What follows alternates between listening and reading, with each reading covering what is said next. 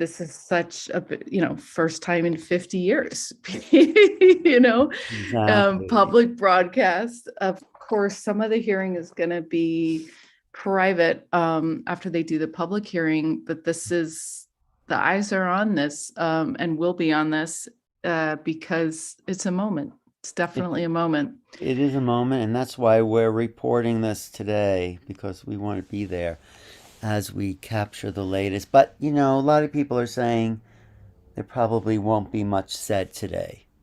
That's also what a lot of people on the inside of the disclosure movement are saying. Well, really, there's not that much really going to come out, because only a few portions of this hearing will be live. The rest, in front of the public. The rest of it will be behind closed doors. So, one of the things I absolutely love about what's happening is that this announcement was on the New York Times. It was on all the papers. So the subcommittee will come to order. There we go. Here we go. Clear a recess at any time. Before we get started, I want to recognize a moment of silence for the victims of white supremacist hate crime in Buffalo, New York. The subcommittee has focused intently on that threat in both open and closed hearings. It is utterly devastating to see more victims of this violence. Buffalo, our heart breaks for you. I went to school in Buffalo. It's not a very pretty place. Buffalo's my spirit animal. That ask my colleagues to join. Pardon me. We will now turn to the business of this hearing. Okay. More than 50 years ago, the U.S. government ended Project Blue Book, an effort to catalog and understand. You share the screen again. You just had it. I know, but could not otherwise be explained.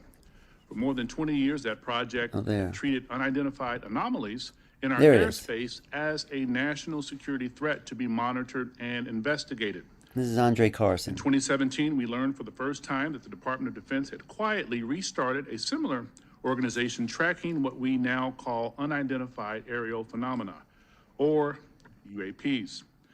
Last year, Congress rewrote the charter for that organization, now called the Airborne Object Identification and Management Synchronization Group, or AIM-SOG for short. Today, we will bring that organization out of the shadows. This hearing and oversight work has a simple idea at its core. Unidentified aerial phenomena are a potential national security threat, and they need to be treated that way. For too long, the stigma associated with UAPs has gotten in the way of good intelligence analysis. Pilots avoided reporting or were laughed at when they did. DoD officials relegated the issue to the back room or swept it under the rug entirely, fearful of a skeptical national security community. Today, we know better. UAPs are unexplained, it's true, but they are real. They need to be investigated, and many threats they pose need to be mitigated.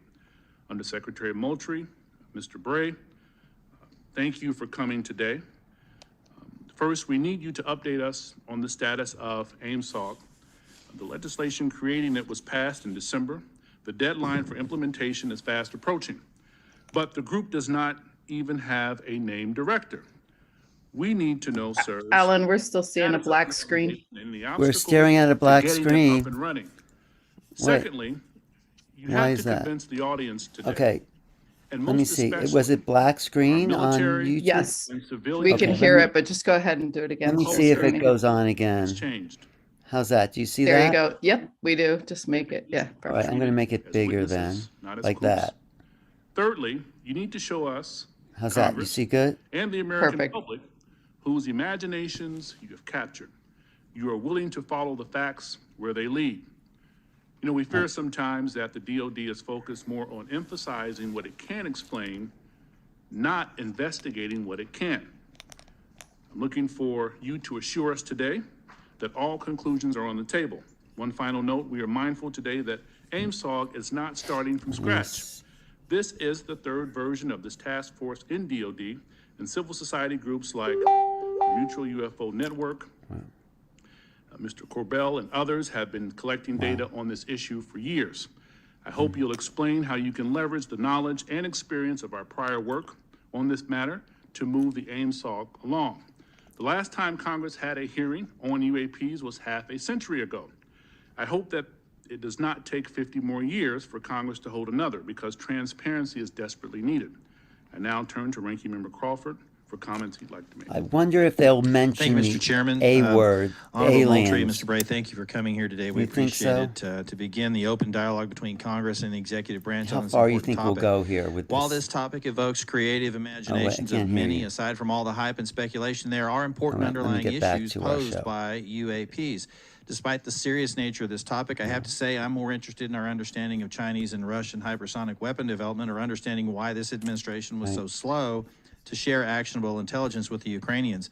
However, inasmuch as this topic may help us better understand unknown activities of Russia and China, I am on board.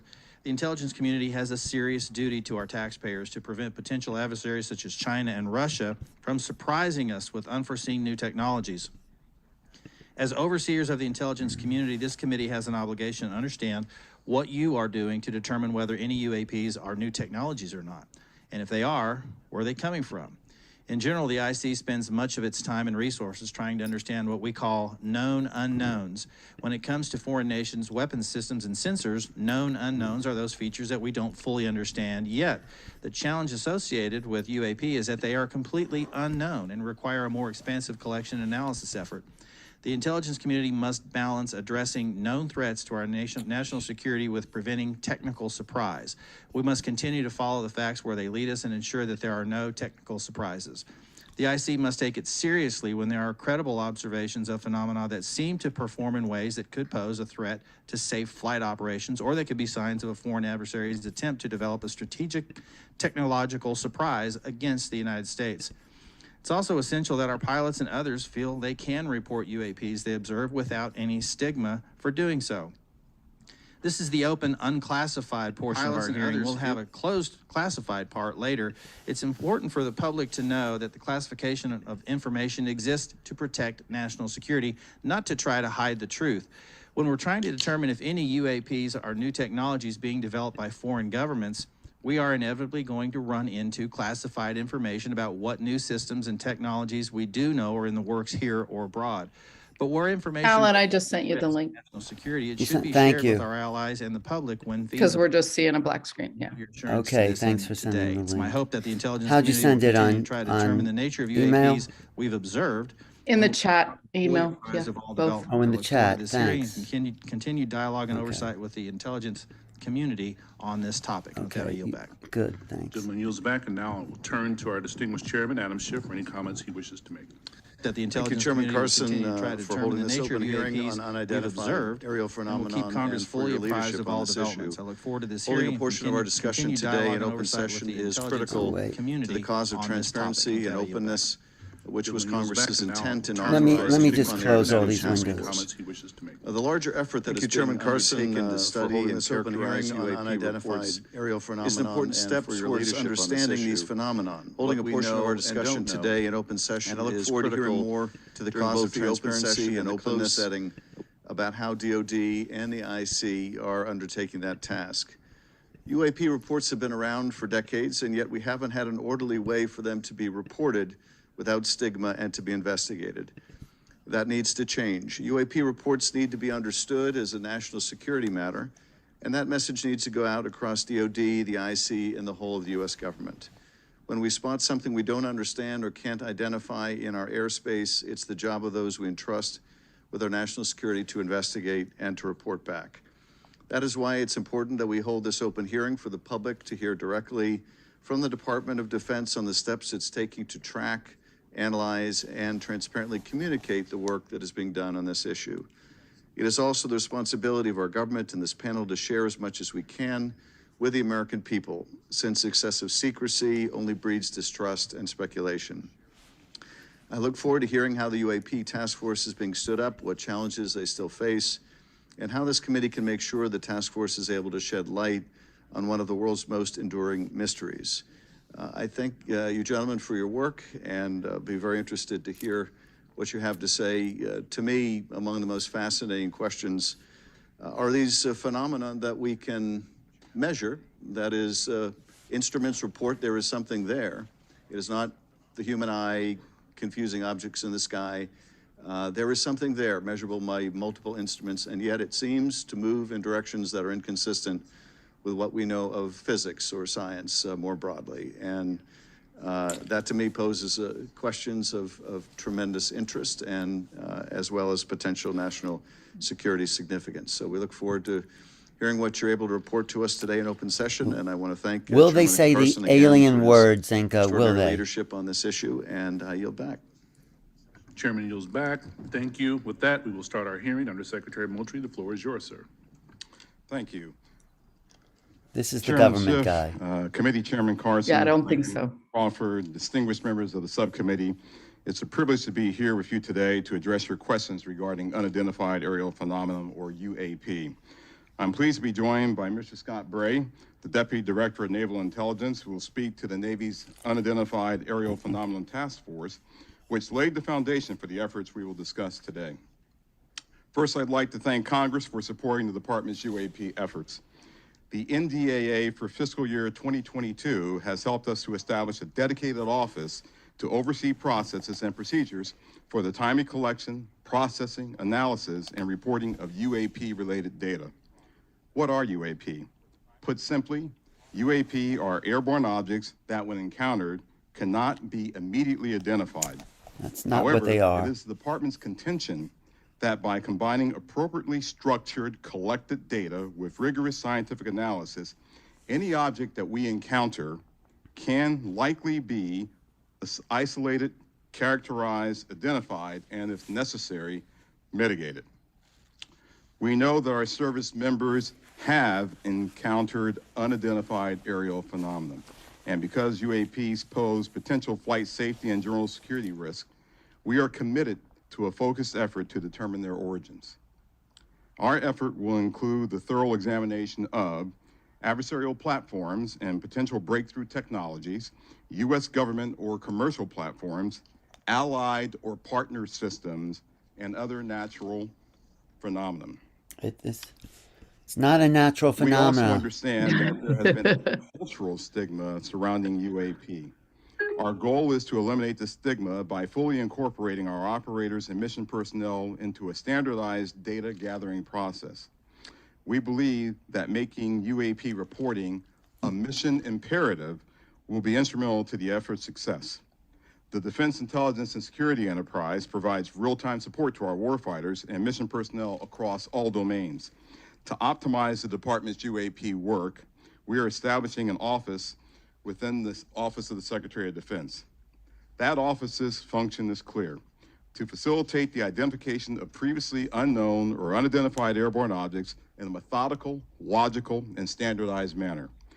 These goals will ensure that we are working closely with operational personnel on training and reporting requirements, developing data and intelligence requirements, standardizing and integrating processes and procedures for collection, operational surveillance, analysis, and reporting, leveraging our research and development capabilities to improve detection, characterization, and identification of UAPs, developing mitigating solutions and procedures, and identifying strategy and policy solutions. This effort will maximize collaboration and build upon already existing relationships with the Office of the Director of National Intelligence, the FAA, DHS, and the FBI. We are also committed to strong partnerships with the Department of Energy, NOAA, the DEA, NASA, and the national labs, and just as importantly, our international partners and allies. With regard to the importance of transparency, the department is fully committed to the principle of openness and accountability to the American people. However, we are also mindful of our obligation to protect sensitive sources and methods. Our goal is to strike that delicate balance, one that enables us to maintain the public's trust while preserving those capabilities that are vital to the support of our service personnel. In closing, the department is committed to this effort and welcomes the challenge. We thank you for your committed support and look forward to your questions. Wow, that was a big nothing, wasn't it? Yeah, I mean, it's interesting because they've already categorized everything, but this is still, I can tell he's excited that he got to say this stuff. I mean, they're excited that this is happening. I can tell. I don't know. I can't tell that. But yes, we maybe. have seen an increasing number of unauthorized and or unidentified aircraft Nobody's there. controlled training areas and training ranges and other designated airspace. Reports of sightings are frequent and continuing. There you go. Attribute this increase in reporting to a number of factors, including our work to destigmatize reporting, an increase in the number of new systems such as quadcopters and unmanned aerial systems that are in our airspace, identification of what we can classify as clutter, mylar balloons, and other types of air trash, and improvements in the capabilities of our various sensors to detect things in our airspace. Wow. Almost 2 years ago, in August of 2020, Deputy Secretary of Defense Nordquist directed the establishment of the Unidentified Aerial Phenomena Task Force within the Department of the Navy. The UAP Task Force was built on the foundation of the Navy's initial efforts to respond to the reports from our aviators on unidentified objects observed in our training ranges. The basic issues then and now are twofold. First, incursions in our training ranges by unidentified objects represent serious hazards to safety of flight. In every aspect of naval aviation, safety of our air crews is paramount. Second, intrusions by unknown aircraft or objects pose potential threats to the security of our operations. Our aviators train What are as they, would fight. Mr. Scott? So any intrusions that may compromise the security of our operations by revealing our capabilities, our tactics, techniques, or procedures are of great concern to the Navy and the Department of Defense. From the very beginning, we took these reports very seriously. We instituted a data-driven approach to the investigations where we could collect as much data as possible and use all available resources to analyze and make informed decisions on the best ways to address our findings. Our main objective was to transition UAP efforts from an anecdotal or narrative-based approach to a rigorous science and technology engineering-focused study. This data-driven approach requires input from a wide variety of sources. In the early stages, the task force worked to standardize the reporting mechanisms and processes to make it as easy as possible for personnel to report any engagement so that we were getting that wide range of reporting that we needed. We also spent considerable efforts engaging directly with our naval aviators and building relationships to help destigmatize the act of reporting sightings or encounters. And we worked with naval aviation leadership to provide additional equipment to record any encounter. Navy and Air Force crews now have step-by-step procedures for reporting on a UAP on their knee board in the cockpit and in their post-flight debriefers.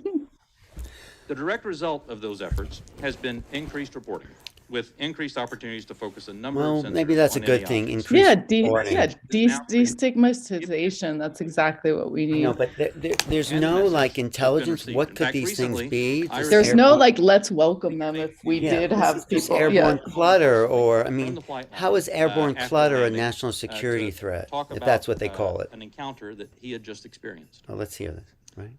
Those were just the initial steps. We also made a concerted effort to assemble subject matter experts from across the Department of Intelligence community and other U.S. government agencies and departments. We forged partnerships with the research, development, and acquisition communities, with industry partners, and with academic research labs, and we brought many allies and international partners into our discussions on UAP. Additionally, subject matter experts from a wide variety of fields, including physics, optics, metallurgy, meteorology, just to name a few, have been brought in to expand our understanding in areas where we may not have organic expertise. Where is Lou Elizondo? He's the guy who should be talking. Approach to better understand this phenomena. So what have we learned so far? Any given observation may be fleeting or longer.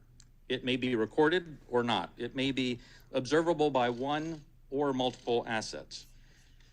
In short, there's rarely an easy answer. For example, let me share with you the first video that we have here today. Oh, there we go. Which shows an observation in real time. This is good. They're saying stuff is getting reported more and more and more. A video, huh? There it was. That's, in many cases. Did we see it? That's all that a report may include. And in many other cases, we have far less than this. Wait, maybe we're delayed. Oh, there it is. There we go. In both the unclassified and classified versions of the preliminary assessment released by the Office of the Director of National Intelligence last June, this often limited amount of high-quality data and reporting hampers our ability to draw firm I conclusions. can't believe about that's the nature best or footage intent they of have. UAP. of Yeah, a- no. That's, DoD and I that's report, just, if and when individual UAP incidents are resolved, that is they just likely fall embarrassing. into They're one of 5 showing potential that out of a explanatory window. categories: airborne clutter, natural That is Yeah, well, awful. Dwayne's gonna release some 4 different clips that are There's or so much military more grade. good or stuff. a other that allows for a holding bin of difficult cases. Oh, did we lose the sound there? Did we And lose for the him? possibility of surprise and potential scientific discovery. We stand by those initial results. Since the release of that preliminary report, UAP Task Force database has now grown to contain approximately 400 reports. The stigma has been reduced. We've also made progress in resolving the character of a limited number of UAP encounters. For example, let me show you a couple of another video and image taken years apart in different areas. In this video, U.S. Navy personnel recorded what appears to be triangles, some flashing, recorded several years ago, off the coast of the United States.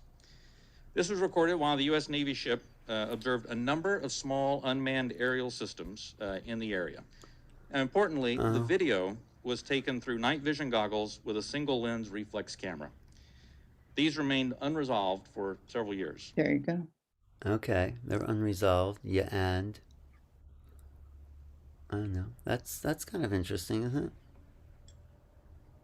The movement, yeah, is interesting I for mean, the sure. shape is very interesting. Yeah, it's hard to tell what is blurred. Yeah, that's weird though, right? Okay. Several years later, and off a different coast, U.S. Navy personnel, again, in a swarm of unmanned aerial systems, and again through night vision goggles and an SLR camera, recorded this image. Okay, we're gonna But this time, other U.S. Navy assets also observed unmanned aerial systems nearby. And we're now reasonably confident that these triangles correlate to unmanned aerial systems in the area. The triangular appearance is a result of light passing through the night vision goggles and then being recorded by an SLR camera.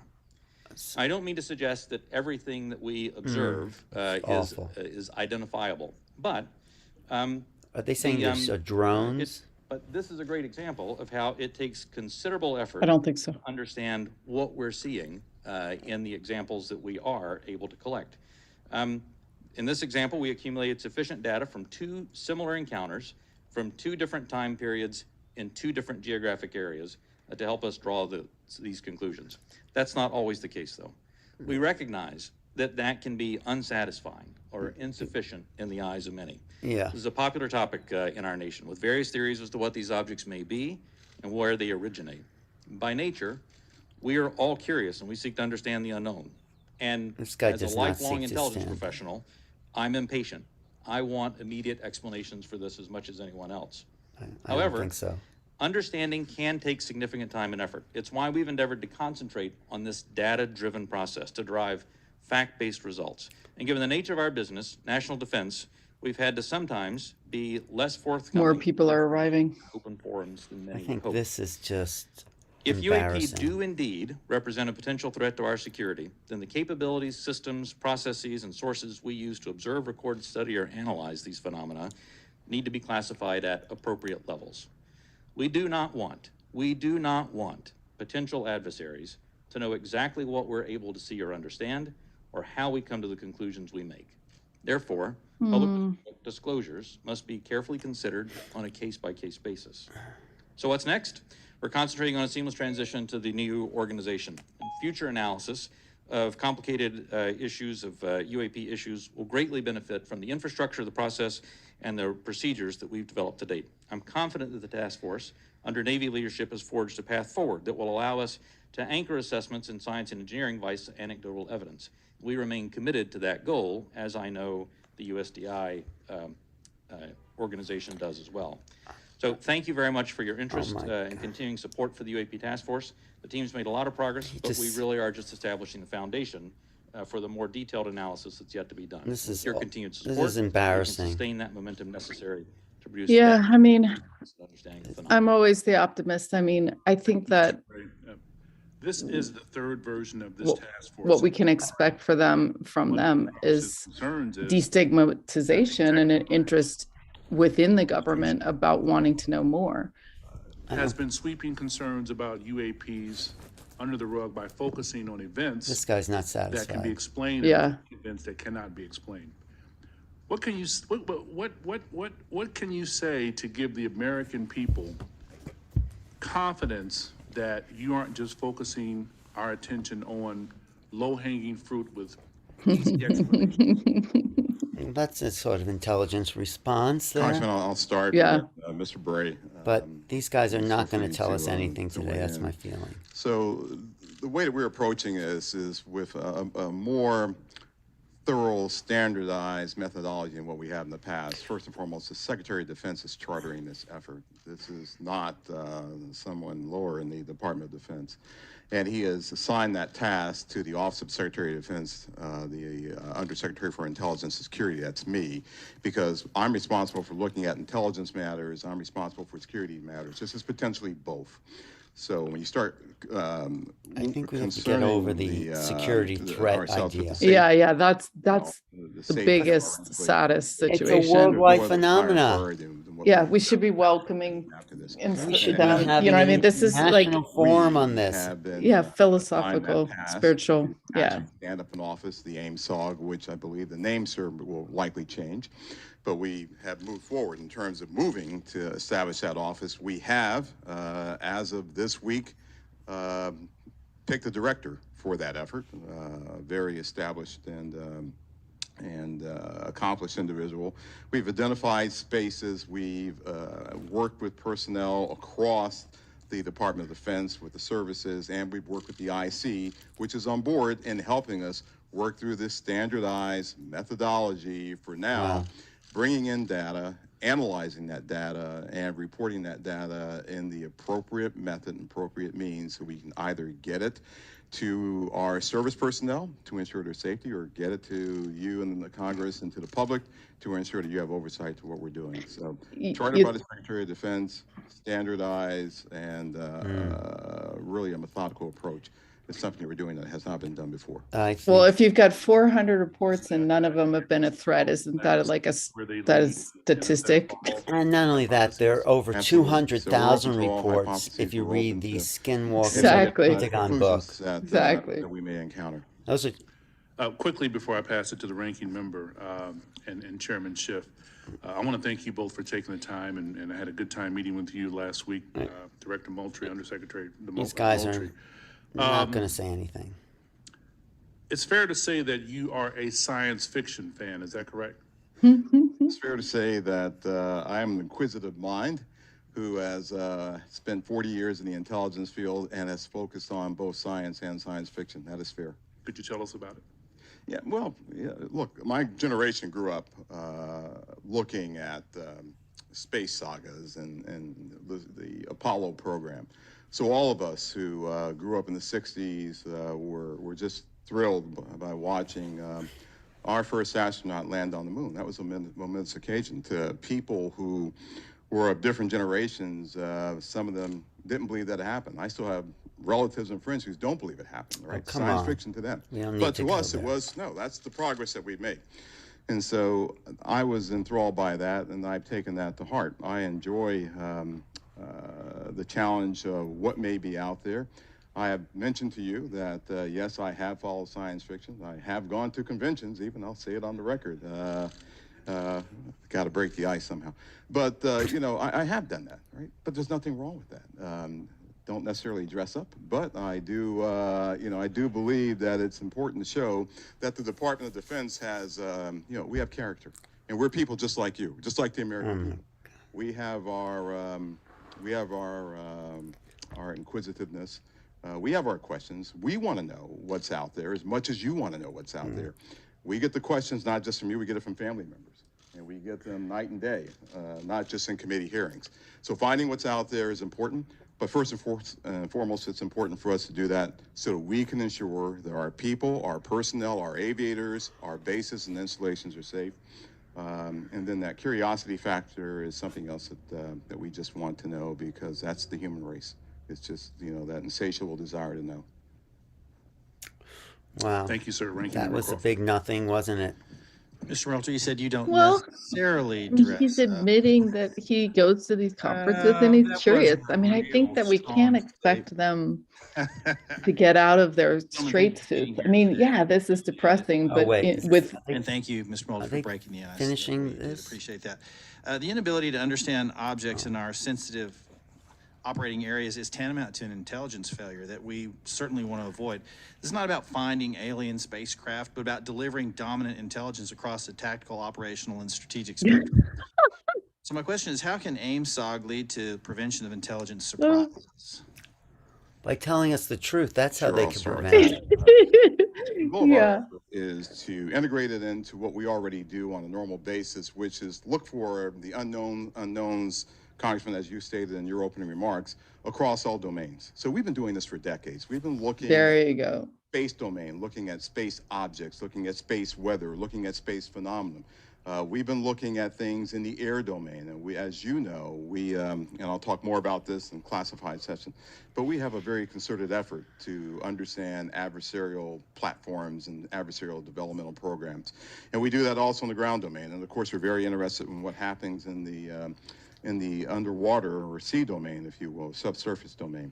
So if there are objects that are aviators or air crews are encountering in this air domain, and their sensors are discovering or detecting some of these objects, we want to just bring that in to the normal process that we have for identifying unknown unknowns. We want to make sure we have the intelligence requirements that allow us not only to look at that event from the time that it occurs forward, but maybe retrospectively, we want to go back and see if we can get to the left of that event to say, was there some developmental program that we, to get to your technical surprise issue, sir, that we should have known about?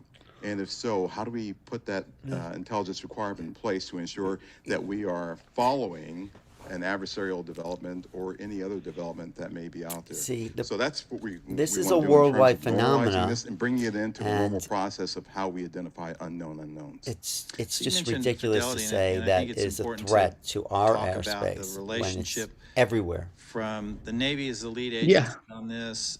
How do you interact with Space Force, Air Force to create that That's a good degree of question. fidelity? We're talking about sensors and so on. And I guess where I have some concerns that many of the images that we see commonly in this Sorry, committee and that's not even in in open sync. source, the resolution and the clarity that would allow a robust technical intelligence analysis is challenging.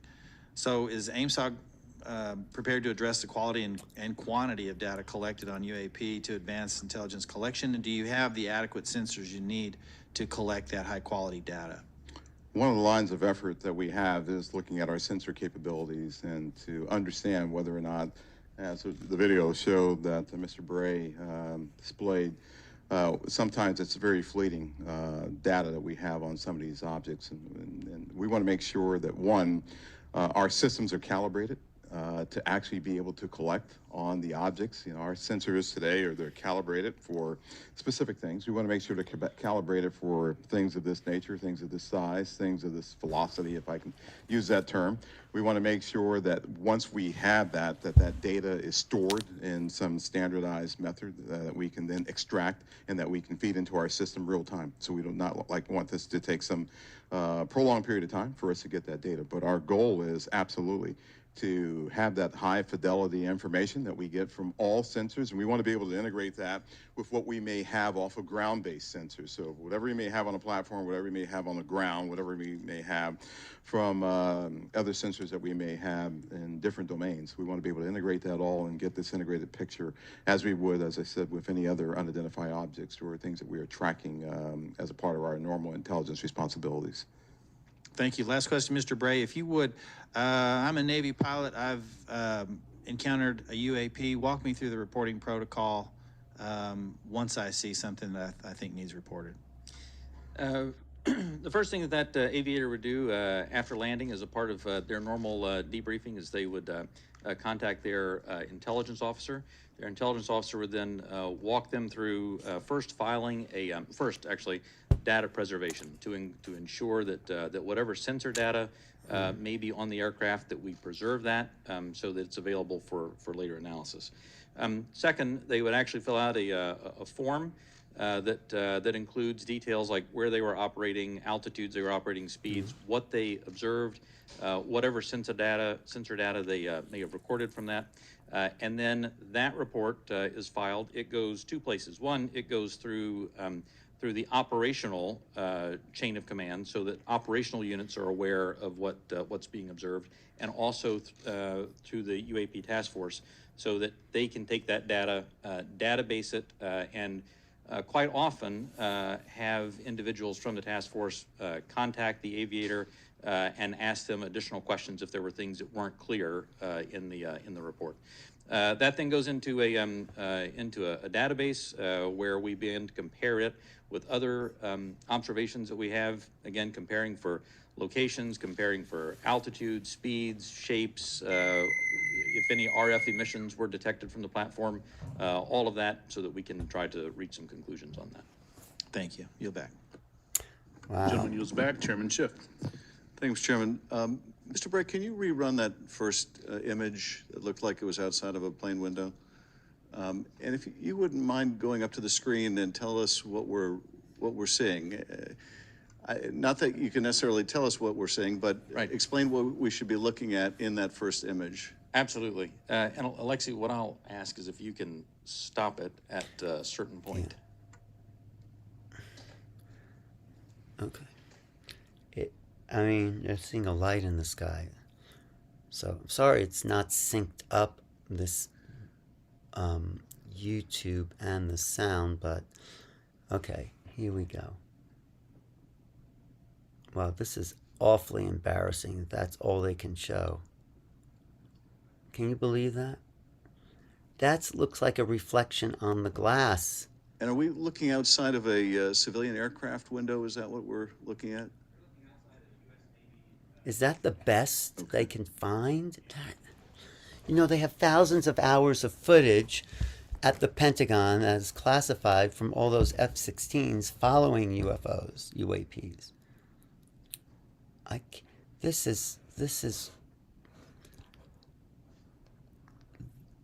is a public embarrassment by the government to show us that and say, oh yeah, this is what people are seeing. It's like, really? Is that what they're saying? I don't think so. We should get John Martin on the show. Do you know John Martin? Oh.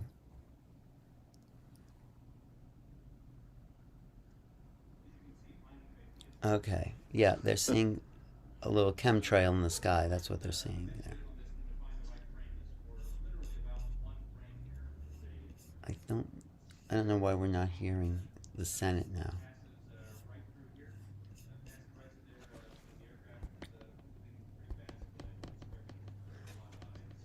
Who's ever talking is not on camera. Is that it right there?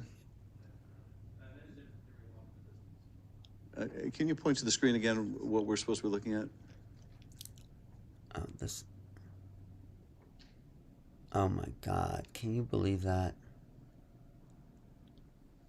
Zenka, you're muted, Zenka. Yeah, this is embarrassing. That's what they're saying has been all over, this little reflection of light. I mean, pathetic. Really? Is that the best that the government can show? That's an insult. It's an insult to the people who've seen these things. Why don't they at least show to the archives that they have? The Nimitz? Why don't they at least show the Nimitz footage? At least that. Okay, if you could stop that frame. That's not the one. My God. I think Schiff is onto something. Oh yeah, there. That's what he was looking at. That little reflection of light in the window. I mean, I do have to say, on the series that me and Deborah are doing, makingcontactseries.com, we're going to go really into detail of what's out there. Yeah. And it won't be these little... Right here, it zooms by the window, right in this this area right there. There we go. I don't see anything See zooming that by. part right there again, going by? I think we're having a hard time stopping it in the right spot. Oh my god. This is awful. Okay. So as you can see, it's difficult, and I think a part of the issue here is the laptop we're working with is not as easy for stopping that video in the right spot. We'll describe what we have seen in that. What are we observing? What you see here is aircraft that is operating in a U.S. Navy training range that has observed spherical object in that area, and as they fly by it, they take a video. You see it looks reflective in this video, somewhat reflective, and it quickly passes by the cockpit of the aircraft. And is this one of the phenomena that we can't explain? I do not have an explanation for what this They don't even know what they grabbed. object is. And is this one of the situations where it is, that's the object that we're looking at right there? Thank you. And is this a situation where it was observed by the pilot and it was also recorded by the aircraft's instruments? We'll talk about the multi-sensor part in a later session. That means private session. Yeah. But in this case, we This is- have at least that. This is another In huge the cover-up. Director of National Intelligence 2021 unclassified report, the ODNI reported 144 UAPs between 2004 and 2021, Yeah. 80% of which were recorded on multiple instruments. And I take it, with respect to some of those, you had a pilot seeing them, if it was observed by a pilot, Right. and you had multiple instruments recording it. So you really have three sensors, the human sensor and two technical sensors detecting the object, is that? For the majority of incidents that we had in the last year's report, the majority had multi-sensor data. When I talk about the 400 reports that we have now, that number will certainly go down because a lot of those new reports that we have are actually historic reports that are narrative-based. So that percentage will go down just as a factor of the fact that the destigmatization has resulted in more narrative reports. And that's the object we're looking at right there now, right? That's it right there. Okay. All right. Deborah joined us. Yeah. Yeah, there's two.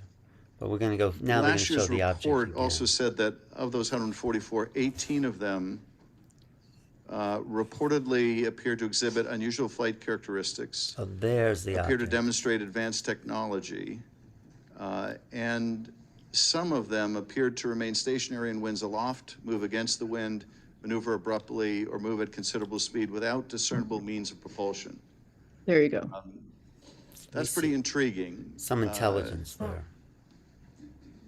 And if you're able to answer this in this setting, are we aware of any foreign adversary capable of moving objects without any discernible means of propulsion? This wasn't in the speeches. I think I would, without discernible means of propulsion, I would say that we're not aware of any adversary that can move an object without discernible means of propulsion. There we go. Question then becomes, in many of these cases where we don't have a discernible mean of propulsion in the data that we have, in some cases, there is likely sensor artifacts that may be hiding some of that. There's certainly some degree of something that looks like signature management that we have seen from some of these UAP, but I would caution. I would simply say that there are a number of events in which we do not have an explanation. And there are a small handful in which there are flight characteristics or signature management that we can't explain with the data that we have. We'll continue. Those are obviously the ones that are of most interest to us. Earlier, when we asked about how you avoid technological surprise, the biggest way you avoid technological surprise is by collecting this type of data and by, importantly, calibrating the assumptions that you go into with how you do that analysis. I'll tell you, within the UAP task force, we have one basic assumption, and that is that generally speaking, our sensors operate as designed. And we make that assumption because many times these are multi-sensor Maybe collections. Schiff will ask We the make no assumptions question. about the origin of this, or that there may or may not be some sort of technology that we don't understand. That's, I think, the key to avoiding technological surprises by calibrating those assumptions.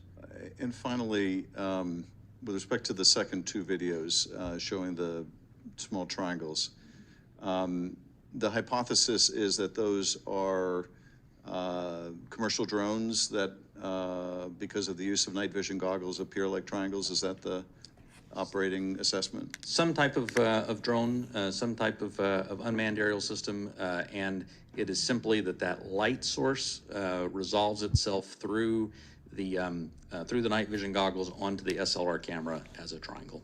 And have we, in order to prove that hypothesis, flown a drone and observed it with that same technology to see whether we can reproduce the effect? The UAP task force is aware of studies that have done that. Okay. Thank you, Mr. Chairman. I yield back. And what about the movement? I mean, the movement was unusual, right? Or was Well, that the why don't we camera? see Thank you, Mr. the Chairman. duplications of drones with night vision goggles. Why don't we look My at those? first question is, through this process where there's been sightings, have the sightings been stationary, or have they always been sighted from a moving object? From a plane or a ship that may be moving? Good question there. Have these reports ever come from a stationary object being observed in the sky? The UAP task force does have reports from stationary, reports from a stationary observer. There's a difference observing something when you're moving as Right. well. It's physics, right? So that's Right. why I asked that question. Are we capable, or have we made any breakthroughs, or anyone made any breakthroughs to be able to cite something and make some determination at all of its composition, whether it's a solid or a gas? Is there any such capability? From Not asking what, I'm just. Right. From some of the returns, I mean, it's clear that that the majority, well, it's clear that many of the observations we have are physical objects from the sensor data that we have. Well, gas is physical, is a physical object. It can be, and so, and you see where I'm going with this. I'm trying to determine what it is we're looking at. So if we can decide if something is a solid or a gas, and if there have been any conclusion on its capabilities, like its capabilities of movement, of turning, going, 180 degrees or 90-degree turn, anything along that line that we've been able to determine. Within the, and again, I should point out that, that there is not a single explanation for UAP. There are a lot of different things that. Well, they haven't given us one explanation. Basically, we really don't know much on that. That's all I'm trying to get at. Please that you have protocol right now for our military, but are there any non-military reports coming forward of similar events, or is it all coming from military? The UAP task force has a very good working relationship with the FAA. They have very good working relationship with other parts of the U.S. government, so that we can ingest reports from. Do we have from any those sources. reports non-military? Yes. Thank you. That's my question. And do we need to put out protocol for civilians that may be in that arena? Yes. Good Do you think question. that would be appropriate and helpful? I think standardized reporting, without a doubt, is key to helping us get to ascertain what some of these are. I think it would be Opening important as your well. But minds. do we, there are other people That's besides great. the U.S. that have had these This experiences is a good and question. reported Outside them? the U.S. Is that correct? There are, that's correct. Is it all of our allies, or is it allies and adversaries? What have we learned publicly? So some of that, I think, sir, we'll save for closed session. Oh, come Well, on. that goes to my next question. Publicly, have others made anything which would not have to be considered closed? I don't want you to answer what they've said necessarily. Allies have seen these. China has established its own version of a UAP task force, so clearly a number of countries have observations of things in the airspace that they can't identify. And do we share data with some, with all? Are they sharing with us? We share data with some, and some share data with us. but not necessarily all that have publicly reported something? That's correct. Okay. And I think that's an important thing, and for the other session, actually, that we don't discuss that now, because, you know, obviously something like this can be a national security challenge for us, no doubt about it. By an adversary. That is such an awful concept. If it's in other countries, who is the Technology that threat can be here? very disruptive to our military actions, or at least serve as a distraction. So my caution would be careful who we share our data with, and don't necessarily trust some of the data we may get from someone else. And with that, I yield back. There's like, this is Someone so goes back, Mr. frustrating. Himes. Very frustrating. Thank you, Mr. Chairman. One of the objectives of this open hearing is to try to erode some of the stigma that attaches to, in particular, our military men and women reporting this. It's obviously really very serious because should one of our adversaries have developed a technology that we don't know about it, we need to know about it yesterday. And obviously, any sort of stigma that prevents our military from reporting this data as comprehensively as possible is a national security threat. So I really just have two questions in the service of that goal. The first is, the chairman asked that we run that video again. Most people, when they see a video, we're all used to seeing things from a car, seeing things from a sidewalk. Very few people have the experience of observing something through night vision goggles at Mach 1.5. So just talk for a minute about, if you would, whichever of you is most appropriate, how radically different observation is at high speed in 3 dimension than it is for most of us who walk around and drive cars. So the first thing I think that's important to note about this is there are lots of things when you are moving very fast and an object is between you and a stationary reference point like the ground, it gives a lot of different impressions about how quickly something is or isn't moving. And it actually means that it is a challenge, especially with narrative-based data, to get a lot of information on that. That's why the sensor data is so important, because things do happen very quickly, as you see there. And sometimes things that happen very quickly, something may be moving very slow. That aircraft is moving quite fast. How fast that object is moving that goes by is probably very slow. So I guess my point is that an observation, either a visual observation or a electronic observation, infrared or whatever, looks radically different than it does to most people. Even instruments are on gimbals and that sort of thing, so that creates a very unusual view to, again, those of us who are used to seeing things in 2 dimensions largely. And second question. I think, Mr. Bray, you said something that I want to unpack a little bit. A number of these UAPs, you said, we can't explain.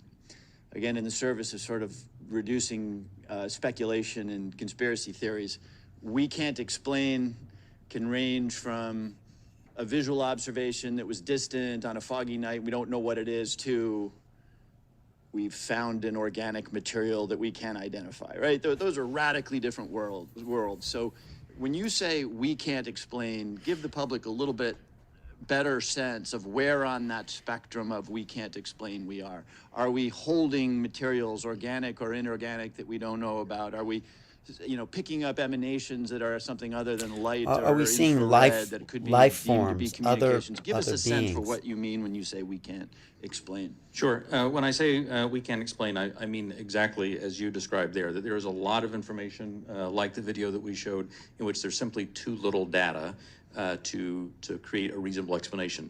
There are a small handful of cases in which we have more data that our analysis simply hasn't been able to fully pull together a picture of what happened. And those are the cases where we talk about where we see some indications of flight characteristics or signature management that are not what we had expected. When it comes to material that we have no material. We have detected no emanations within the UAP task force that would suggest it's anything non-terrestrial in origin. So there's, where's when I say that unexplained, I mean everything from too little data to the data that we have doesn't point us towards an explanation. Why But does it we'll say go it's wherever the data takes us. non-terrestrial? Again, we've made no assumptions about what this Saying is. the physical We're committed to objects that understanding they've, these, so But how could they we'll go say wherever it's that data takes us. non-terrestrial? Yeah, yeah. No, That's there's very no helpful. And so scientific I think it basis for bears saying emphasis. this is When non-terrestrial. you say we can't explain, everything that you can't explain is in a bucket called data. Is that correct? And that would mean data collected by sensors, visual observations, everything that we can't explain, quote unquote, is in a bucket called data. Right, a narrative report from the early 2000s, if it just had a little bit of information on it, would be in our database and it would be unresolved. I would add to that, it's insufficient data. I mean, that's one of the challenges we have. Insufficient data either on the event itself, the object itself, or insufficient data or plug-in with some other organization or agency that may have had something in that space at that time. So it's a data issue that we're facing in many of these instances, Congressman. Understood. Thank you very much. Yield back. Wow, Gentleman yields back. Mr. Gallagher. another awful attempt. Thank you, Mr. Chairman. Thank you for allowing me to join this hearing. I really appreciate the witness's testimony. Mr. Moultrie, as the chairman mentioned, DoD had an initiative to study UFOs in the 1960s called Project Blue Book. It's also been well reported in our briefing. There we go. And other places that we have more recent projects, specifically ATIP. Could you describe any other initiatives that the DoD or DoD contractors have managed after Project Blue Book ended and prior to ATIP beginning? Yeah. Anything also predate Project Blue Book? So I can't speak to what may have predated Project Blue Book. I mean, of course, there's Roswell and all these other things that people have talked about over the years. Thank you. I'm familiar yes. with ATIP. I haven't seen other documented studies that have been done by DoD in that regard. So you're not aware of anything in between Project Blue Book and ATIP? I'm not aware of anything that's official that was done in between those two. Okay. Hasn't been brought to my attention. Okay. Additionally, are you aware of any other DoD or DoD contract programs focused on UAPs from a technological engineering perspective? And by that, I mean, are you aware of any technology initiatives focused on this topic other than initiatives focused on the individual case investigations? I'm not aware of any contractual programs that are focused on anything related to this other than what we are doing in the Navy Task Force and what we are about to launch in terms of our effort. Same question for you, Mr. Bray. Same answer, not aware of anything outside what we are doing in the UAP task force. So just to confirm, you're not aware of any technology or engineering resources that have been focused on these efforts besides what Once again, I'll say no contractual. This guy is going somewhere with it, though. It's perfect because we know we're spending a ton of money on this, The reason why but I- nobody's talking to each other. Qualify it that way. Yeah, let me qualify it that way. I can't speak to what people may be looking at in the department. Somebody says, I'm looking at something that may be unidentified, and I can't speak to that. I speak to official programs that we have on the record. It's also On been the reported, that there have been UAP observed and interacting with and flying over sensitive military facilities, particularly, and not just Here we ranges, go. but some facilities housing our strategic nuclear forces. One such incident allegedly occurred at Malmstrom Air Force Base, in which 10 of our nuclear ICBMs were rendered inoperable at the same time. A Robert red Sala. orb was observed overhead. I'm not commenting on the accuracy of this. I'm simply asking you whether you're aware of it and whether you have any comment on the accuracy. This is a good question. Perfect. Bray, if you've been looking at UAPs over the last 3 years. That data is not within the holdings of the UAP task force. Why not? Okay, but are you aware of the report, or that the data exists somewhere? I have heard stories. I have not seen the official data on that. So you've just seen informal stories, no official assessment that you've done or exists within DoD that you're aware of regarding the Malmstrom incident? All I can speak to is, what's within my cognizance of the UAP task force, and we have not looked at that incident. Why Man. not? It's a high-profile incident. I don't claim to be an expert on this, but that's out there in the ether. You're the guys investigating it. I mean, who else is doing it? If something was officially brought to our attention, we would look at it. There are many things that are out there in the ether that aren't officially brought to our attention. So how would it have to be officially brought to your Usually attention? it's I'm official. bringing it to your attention. Sure, so- This is pretty official. Sure. So we'll go back and take a Yeah. look at it, but generally there is some Call Robert authoritative Saleh. figure that says there is an incident that occurred. We'd like you to look at this.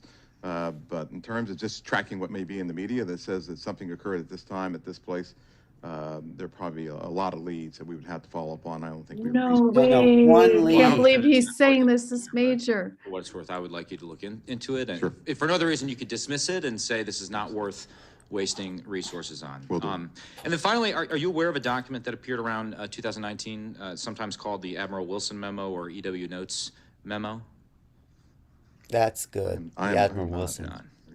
I'm not personally aware of that. Okay. Wow, these This is a guys. document in which, again, I'm not commenting on the veracity. I was hoping you would help me with that, in which a former head of DIA claims to have had a conversation with the Dr.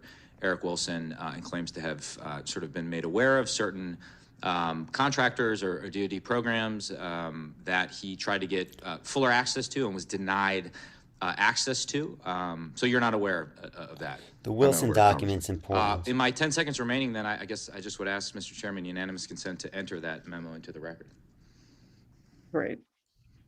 Without objection. This guy's Thank you, Mr. onto Chairman. something. Appreciate it. Gallagher Yeah, we need to thank him publicly. got the closest. Thank you, Mr. Chair, and thank you to both of you for appearing today and for your public service.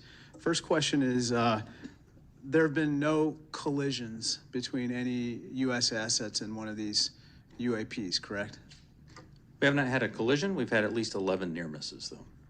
And maybe we'll talk about those 11 near misses or any place where there's close proximity. I assume, or tell me if I'm wrong, there's been no there's no communications or any kind of communication signals that emanate from those objects that we've detected, correct? That's correct. And have we attempted to communicate with those objects? No. So we don't even put out a alert saying, U.S. Identify yourself. You are, within our flight path or something like that. We haven't said anything like that. We've not put anything out like that. Generally speaking, for example, in the video that we showed earlier, it appears to be something that is, unmanned, appears to be something that may or may not be in controlled flight, and so we've not attempted any communication with that. What? Okay, so That doesn't make sense.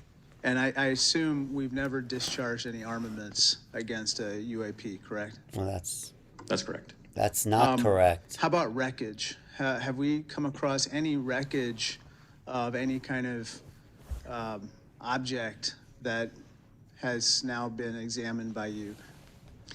The UAP task force doesn't have any wreckage that isn't explainable, that isn't consistent with being of terrestrial origin. Do we have any sensors underwater to detect on submerged UAPs? Anything that is in the ocean or in the seas? So I think that would be more appropriately addressed in closed session, sir. Okay.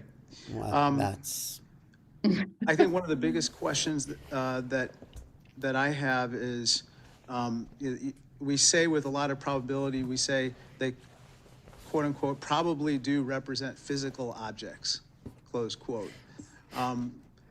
When we say probably, is that because we cannot conclusively say that they are physical objects? In the task force report, when I say probably represent physical objects, most of them represent physical objects. There could be some that are more of a meteorological phenomena, something like that, that may not be a physical object in the sense that most people think of something you could go up and touch. But the ones where you say most of them represent physical objects, can you say that they are definitely, like with 100% certainty, that they are physical objects? I can say with certainty that a number of these are physical objects. Okay, so we can't rule out that some of them may not be physical objects. So, some certainly could be a sensor anomaly or something like that. Some could be. Now, how about with regard to UAPs? We've talked about UAPs on training areas, but obviously there's some sensor bias. I would think we put sensors in training areas.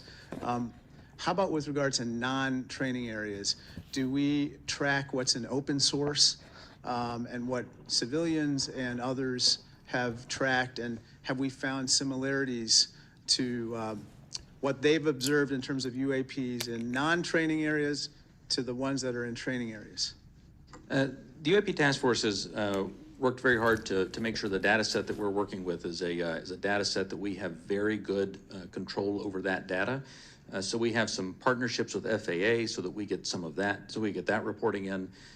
But if it comes to just open source reports, or someone says that they saw something, that generally does not make it into our database. So basically, it sounds like we have a good partnership with FAA, but apart from FAA, we don't have partnerships with other agencies or other entities that might be tracking, so that we could enlarge our data set to make comparisons. So we will. So that's the goal of this next effort, will be to expand that relationship with the rest of government and the interagency, so we can understand what they're seeing, what we're seeing. We can correlate on each other's holdings. Because I and think, resolve this. sorry to interrupt, but I think that we might have a bias right now going on with regard to just reporting on UAPs being in training areas when we don't really track what's happening elsewhere.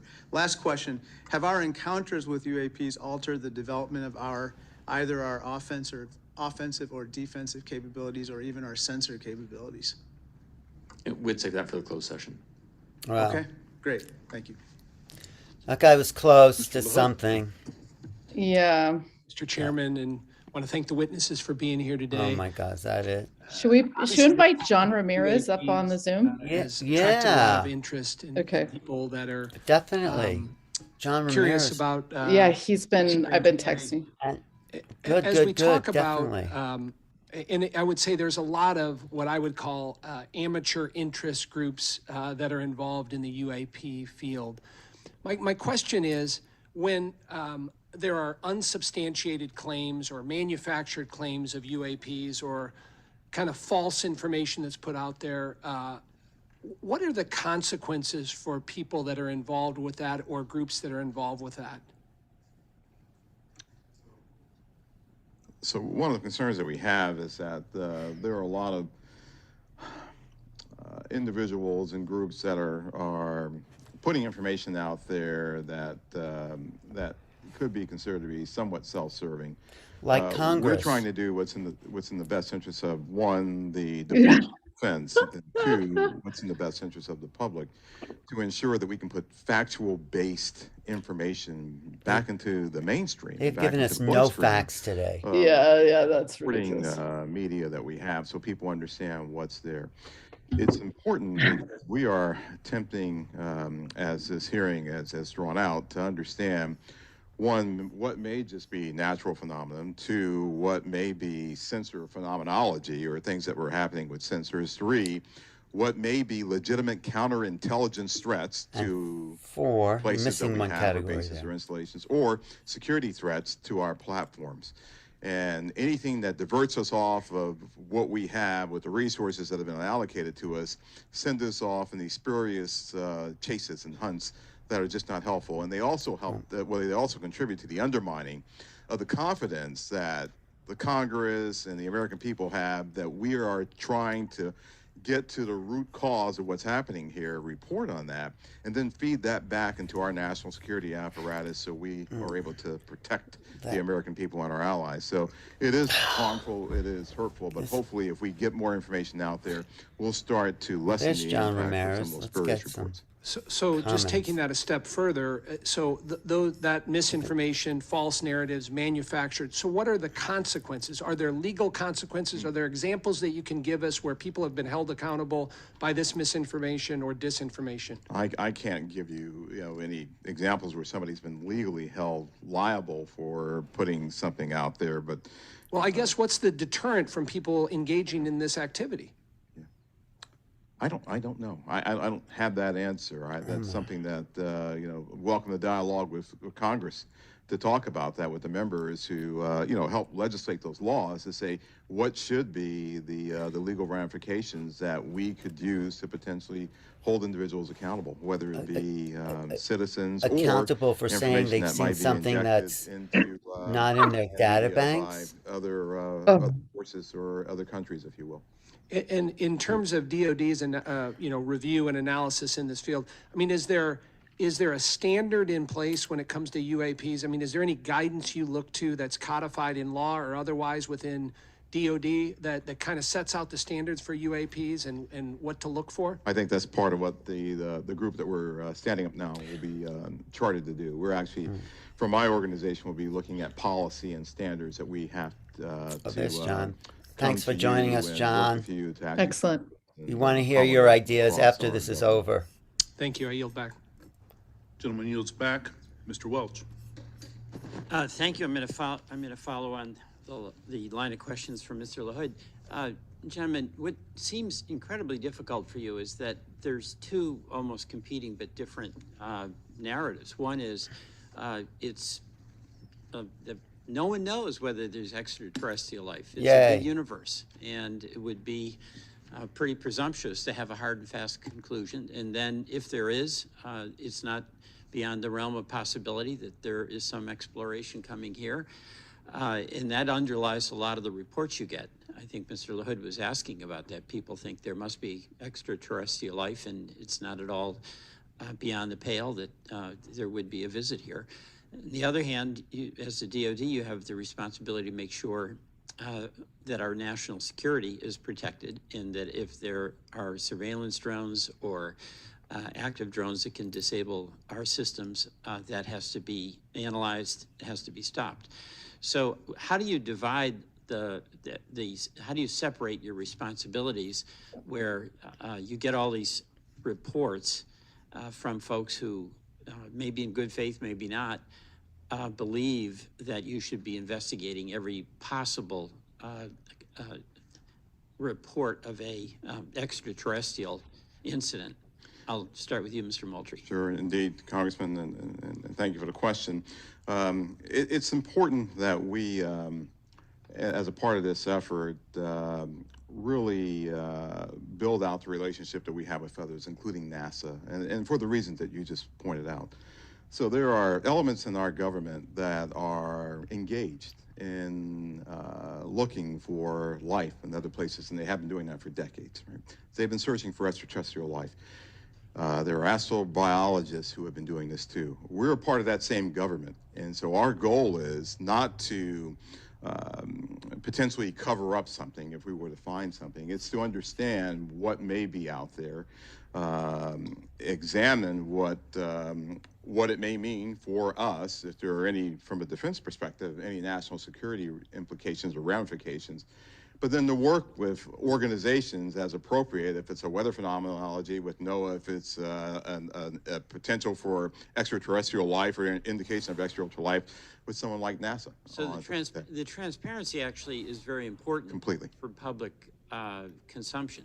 Completely. But we're going to have a classified briefing, and without going into the details of what kinds of secrets that we can't share here, what is it, what are we protecting? I don't know if you can answer this question in this open forum, but in fact, your perception of what it is we have to, quote, protect. So I think right now what's really important for us to protect is how we know certain things. So there are a lot of things that we know, whether it be about the thinking of other leaders around the world, the weapon systems that are being developed, or how we detect things that may be threats to us. Many of those things are the result of some of our most sensitive sources and methods, and we'll use those things not just for this effort, but those same sources and methods are used to help protect us from adversaries and from others who might mean to do us harm. There aren't separate UAP sensors. There's not a separate UAP processing computer. There's not a separate UAP dissemination chain or whatever. So it's the same process. It's just the same system that we have that helps us do all that.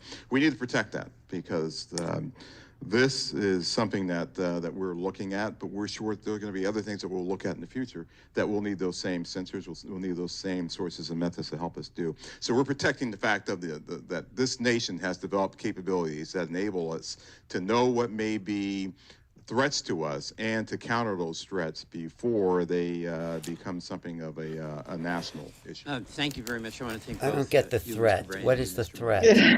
Ramirez. I yield back. Gentleman yields back.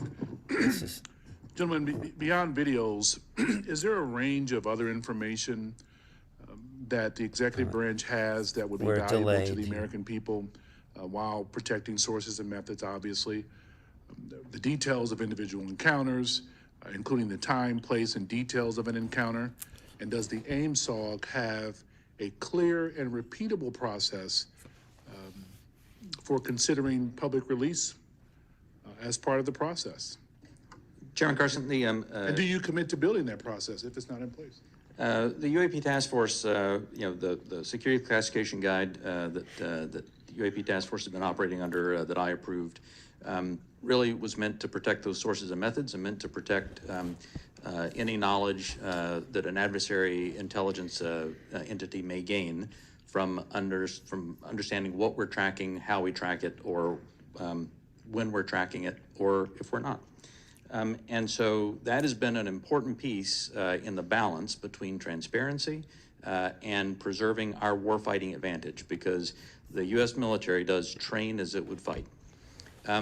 What I will commit to is, at least for that material that's under my authority as the Deputy Director of Naval Intelligence, for information that we have when it does not involve sources and methods, and when we can, with a reasonable degree of confidence, determine that it does not pose a foreign intelligence or national security threat, and it's within my authority to do so, I commit to declassifying that. So I believe very much in the transparency of this, and we work very hard to balance that with our national security needs. And I'll just add, Congressman, just over the last 3-4 months, I think that the intelligence community and the national defense apparatus have disclosed more information on various events than it has in probably the previous 10 years. You have our commitment to work closely with the Director of National Intelligence and others in the declassification and downgrading of intel apparatus to ensure that we can get whatever information that we can out to the American people and to the public writ large. Greatly appreciated, sir. Ranking Member Crawford. Thank you, Mr. Chairman. Representative Stefanik is en route, I believe, just real quickly, but in the interim, if you'll indulge me, I just have a couple of real small questions. One is, do we have an example? Can you cite a specific example of an object that can't be explained as having been human-made or natural? That's a good question. I mean, the example that I would say that is still unresolved, that I think everyone understands quite well, is the 2004 incident from Nimitz. We have data on that, and it simply remains unresolved. Does not mean it resolves to being something, right, that is easily explainable or obviously it resolves to being something that is difficult to explain. But I can't point to something that definitively was not man-made, but I can point to a number of examples in which remain unresolved. Gotcha. With regard to videos that have appeared in open source channels, for example, the Tic Tac video, does AIMSOG maintain control of videos, and how do you prevent leaks of potentially classified videos or other material? So the AIMSOG, as we establish that organization, we will have a process for classified and compartmented holdings, and we will find a way of getting positive control over those. We have our sensitive access programs and special access programs that allow us to put what we call SAPs around things, and then there's controlled access programs that allow us to put caps around things. So we'll have that in place. Our goal will be ensuring that we're sharing that with the appropriate analysts and the appropriate exploiters, if you will, who can look at that data too. What we don't want to do is bring something into a DOD database or a DOD holding and then have so many wrappers around it, it's not available to those who really need to look look at it and to exploit it. And that's one of the reasons we're establishing relationships with the interagency, with the IC and others to be able to do that, sir. But we will do our best to maintain positive control over the materials that we have within our holdings. Thank you. Chairman Schiff.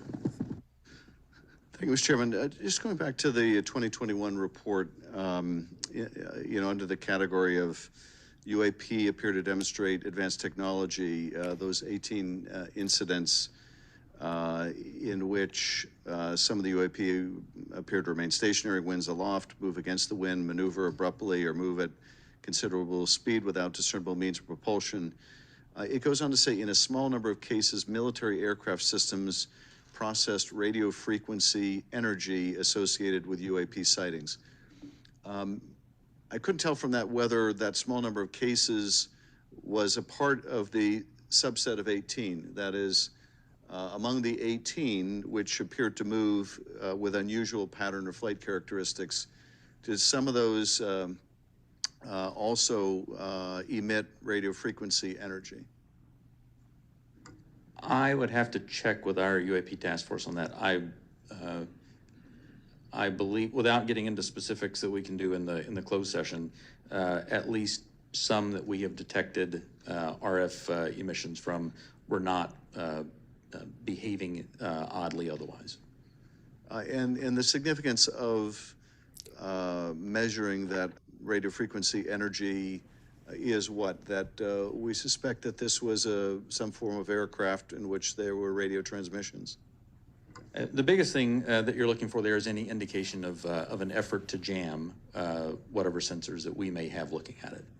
But I would also add to that radio frequency, as you know, Congressman, is used to control various platforms too. So the fact of emanations coming off of any platform, whether it be a UAV or another platform, could be radio frequency activity related to that entity transmitting out or something transmitting to that platform. And of course, we have a sensitivity with our airborne platforms of picking it up, which is one of the reasons that we try to prevent people from using their cell phones on airplanes and things like that. It's very sensitive to RF emanations. So that's a part of what we'll be looking at in the AIM-SOG. What is this? Is this something that we can collect on, and can we start to characterize the signaling environment around the emanations that may be coming off of some of these UAPs? So that energy then that was recorded could be either an effort to jam, or it could be an effort to control a UAV, or any other communication with that craft. I would say that's accurate. Right. Thank you, Mr. Chairman. Thank you, Chairman.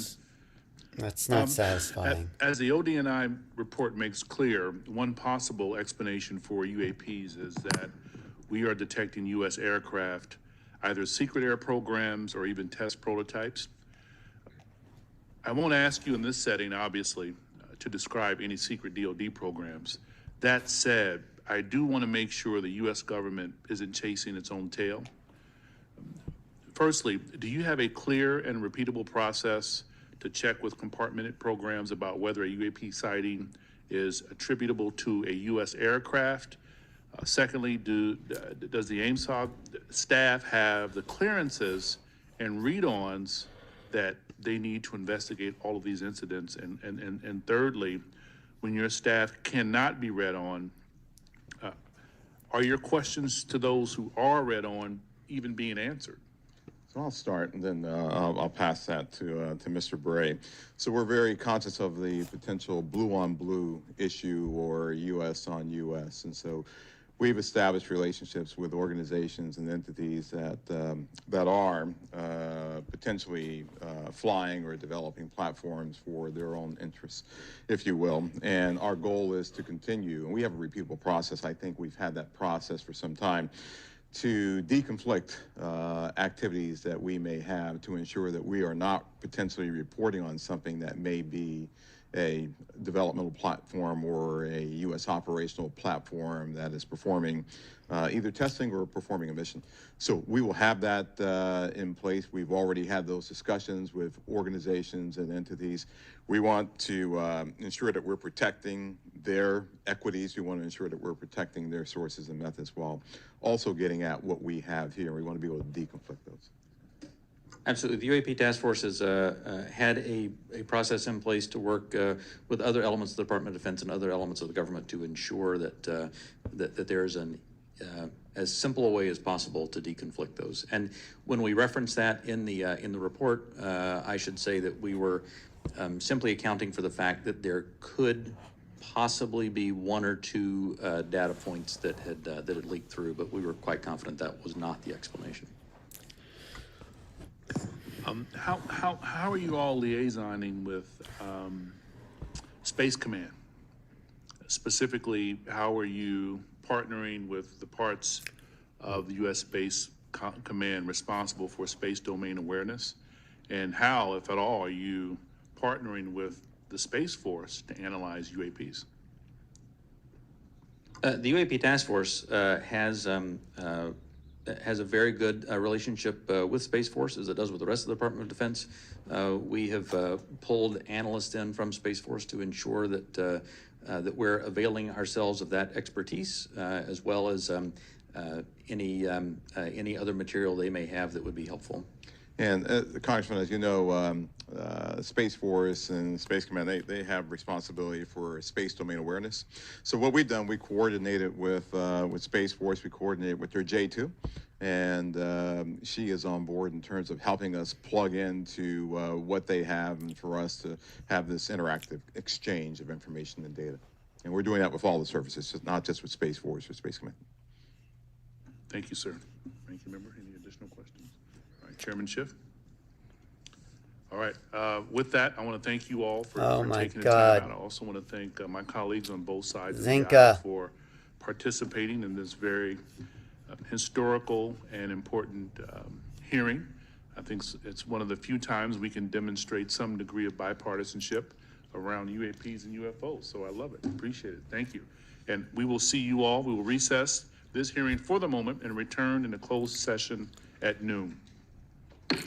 All right. Well, don't go away if you're looking online. We're going to go deeper into this analysis here today. We have John Ramirez. So put on your microphone, John. And just for people who don't know you, just give us a little bit about your background here, because I think we're really honored to have you here today. So tell us who you are and where your background is, so we know, like when you comment, you graduates. Let me go ahead. You're at a pinnacle. Go ahead. Can you of sorts? Let me shut off this background here. Sorry. With any luck, it won't be the last one. Let me just close. That's one this. metaphor, a pinnacle. Another. Okay, John, and then I also want to show. And why don't you introduce John there? Yes. Welcome, John. It's so great to have your expertise on this. And what an interesting day, right? The first time in 50 years that it's trickled down to the House and trickled down to us. And here it is being broadcast on YouTube. And John has been really interested in this his whole life. And I'll let you tell what you want to explain about your background. But we're grateful to have you here to share your commentary. Actually, can I just say one thing before we get there, is that me and Deborah Giusti are putting on a big kind of a show, 5-part series about this. And let me just show people, it is called the Making Contact series. And let me just show people what we're going to do, because this is happening starting Thursday, and this is a 5-part series here that we are doing on what we just heard, the truth behind what we just heard. Can you see that, Zenka? Yeah, we totally can see that. So if you go to Making Contact series, this is an investigation into what we hope will be the truth. The first episode is with Nick Pope and JJ and Desiree Hurtak, and then we're going to have Danny Sheehan and Steve Bassett on the June 2nd show. And then we're going to have a talk with Carolyn Corey and some of her technologies and covering UAPs. And then on June 16th, a show I'm really excited about is Whitley Strieber and Linda Moulton Howe. And then we're on June 23rd, we're going to have an experiencers panel with Marina Sarin, Kamara Jones, Adam Apollo, Mary Rodwell. So that's Making Contact series. And I think we're going to go deeper, definitely, than we did today. So, yeah. So introduce John and his background, Zenka. So, yes. Yeah. So John's retired. He worked in the signal processing unit of the CIA, and he's been, really understanding this from the inside. What department is not talking to what department, what research is being done, and he's also just really, been a supporter of citizens groups to really get down to a peaceful understanding of what's going on. So we're grateful to have him part of a community that's here talking about disclosure. And what did we see today, John? And what didn't we see? And why didn't we see what we were all hoping to see? Well, am I being heard? Yes, you sound good. Yes. What we saw was an internal process hearing, because I got that internally within the intelligence community, especially on the military side of the intelligence community, there's been a lot of efforts to suppress information from the rank and file military to report what they see. So that's the stigma. It's not the stigma of us, we the people, of reporting. That might be addressed later. But for this, it's processed within the Department of Defense, because they're setting up this, I guess they're calling it AIMSOG. So I'll use that, AIMSOG, to allow military people, especially on the intelligence side, those that are forward deployed who are seeing these objects, to report these objects without having their careers impacted. And so with this AIMSOG process, the Congress wanted to make sure that that process is starting so that reports will come in, because a lot of folks have seen these objects in the military, and just like civilian airline pilots before, they didn't want their careers to be impacted. So a lot of this was process oriented from Congress as part of their oversight responsibilities. What do you have in place, and is there a mechanism to get data in? That's what you saw. It was not about anything to do with disseminating information or disclosing information about UAPs. And so if we're expecting that, that might happen in the future. One thing I would point out is that this was the House Permanent Select Committee on Intelligence, and they are not bound by the NDAA. The NDAA oversight is the responsibility of the Armed Services Committees of both the House and the Senate. This is the House Permanent Select Committee on Intelligence, which they produced the IAA, the Intelligence Authorization Act, and they have a 90-day reporting requirement to Congress. So this is the first of the 90 days, and 90 days from hence, now we should get another hearing. I'm encouraged that there'll be more frequent hearings, and it might open up these other topics later. But you were formerly with the CIA. What is your background particularly? Yes, I was a CIA officer. I started in signals intelligence, which was why I was interested in when one of the congressmen asked about these radio frequency emanations coming from these craft that were detected. That piqued my interest. And also, I served in an organization called the Office of Scientific and Weapons Research, OSWR, which later became WINPAC, Weapons Intelligence, Non-Proliferation, and Arms Control. Now, those two are like one preceded the other. So OSWR was first in my career, and then WINPAC. These are the actual UFO study offices. when we study space objects or like true adversarial advanced aircraft capabilities. In the process of studying our day jobs, we started getting reporting from the field about UAPs and UFOs, including what was detected overseas. So we didn't look at what was inside the United States, which we're not allowed to. We were collecting data from China, from Russia, from Latin America, everywhere else in the world. They were, like, to your point, Alan, the entire world has been, reporting this. And so CIA looked at those kind of reports. And so I was in that office, just a sideline. Kit Green, who was in the Weird Desk, was in the predecessor, Office of Scientific Intelligence, and also he ended his career in the same office that I was in, the Office of Scientific and Weapons Research. So he had the Weird Desk associated with UFOs and all of that. And so that was my background. Wait, so the CIA knows that there are, I would say, craft from other worlds here. And why? Is it really national security, or is it protecting some other corporate interests or something that we're not hearing the truth here today? I would say we know there are craft not associated with any terrestrial government. And I hesitate to say other worlds because a lot of us formers who are now coming out are stating that there are two types of hypotheses that we believe is happening. One is interdimensional, and the other is ultra-terrestrial. That is, there are beings here who were here before humans arrived, and they may have had some input into how we developed. And there are also the interdimensional aspect is there might be other elevated higher consciousness beings that don't need spacecraft to get here. And, we have channelers and we have experiencers who also contact these entities.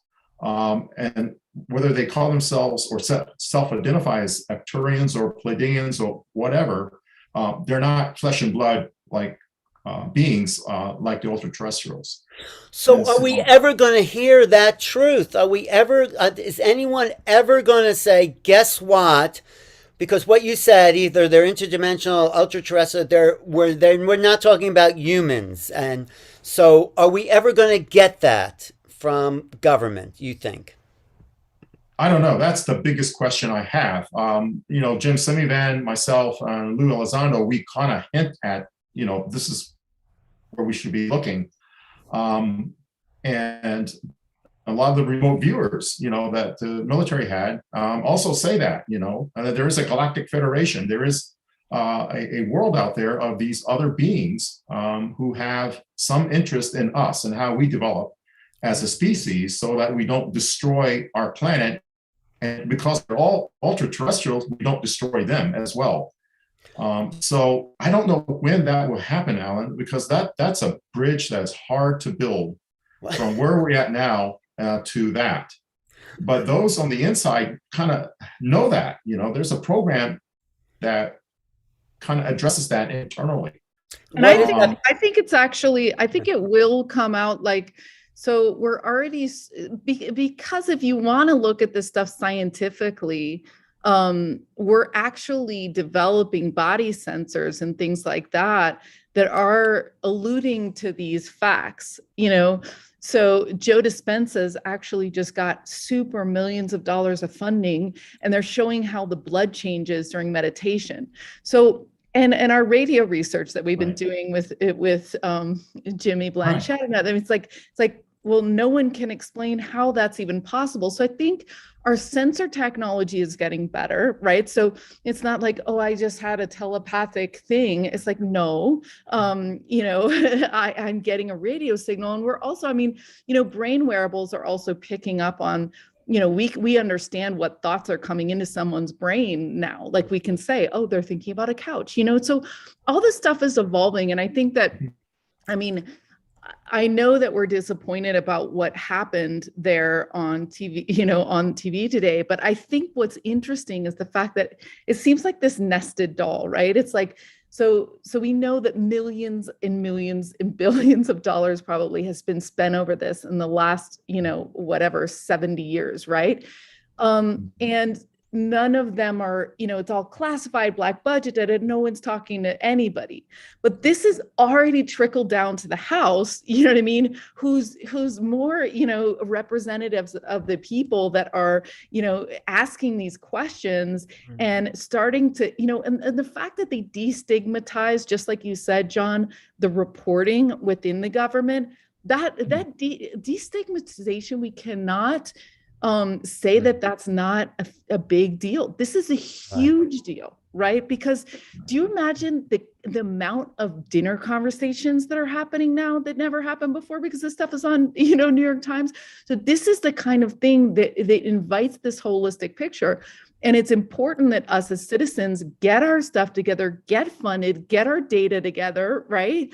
Because you cannot lie. And I mean, we're talking about statistics, like they're saying they have 400 reports, and they're still talking about threat, whatever, but nothing bad has happened. And if you look at the 200,000 reports, no one is being killed in like whatever, so this is the kind of thing we want: more data, we want more conversation.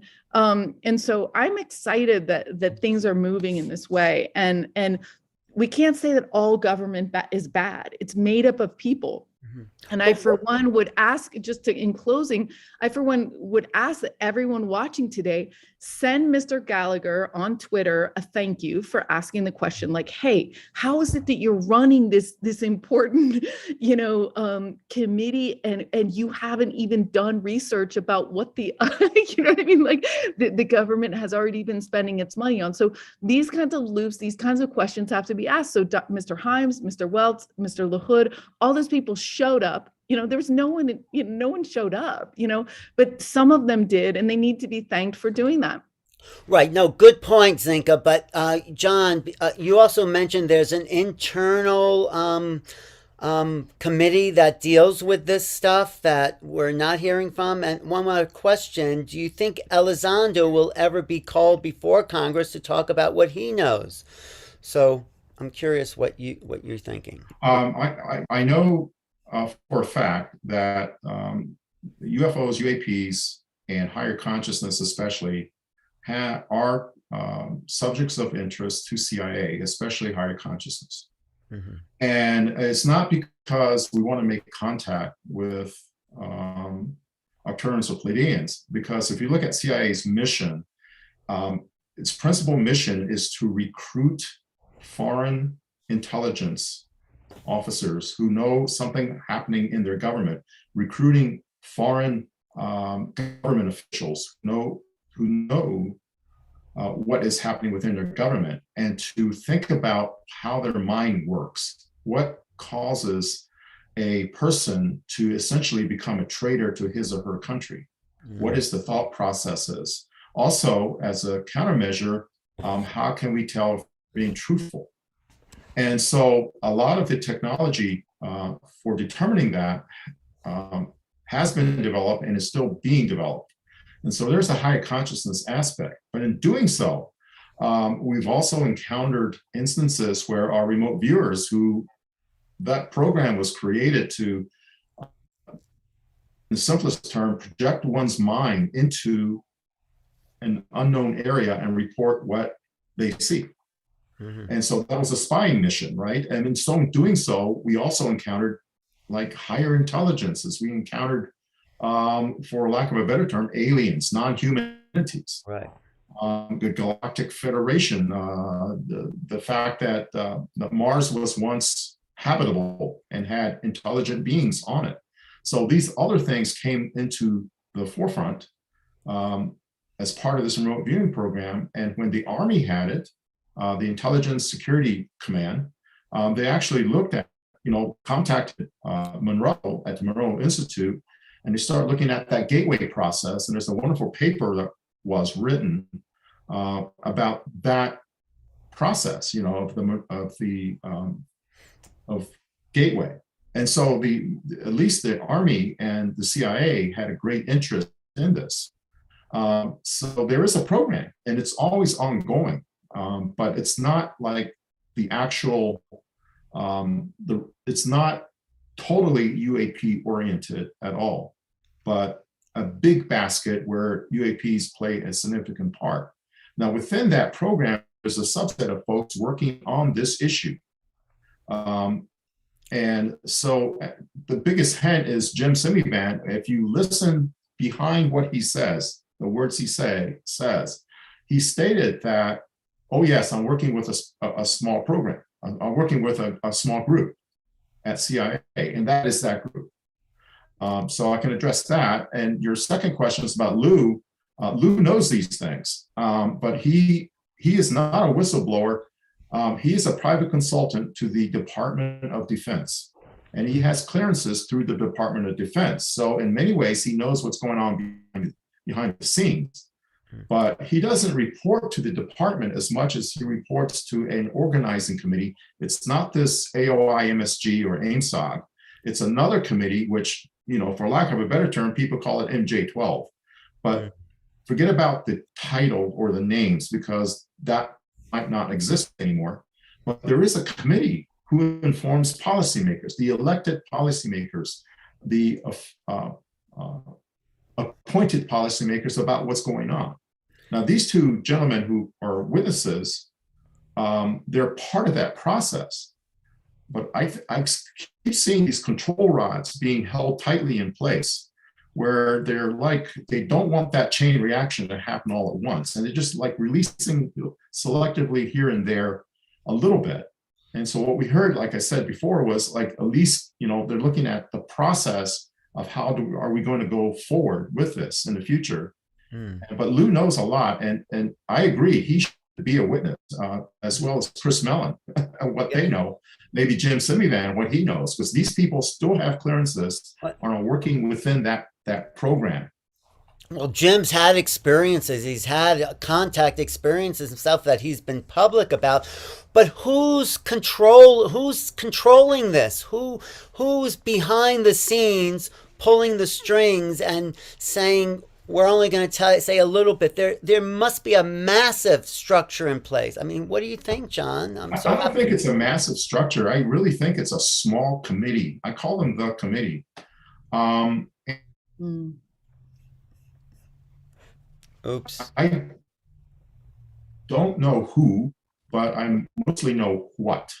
And so the what part will be like people who are in academia, for example, select members of academia who might have been read onto certain aspects of the truth, as well as defense officials and intelligence officials in this program.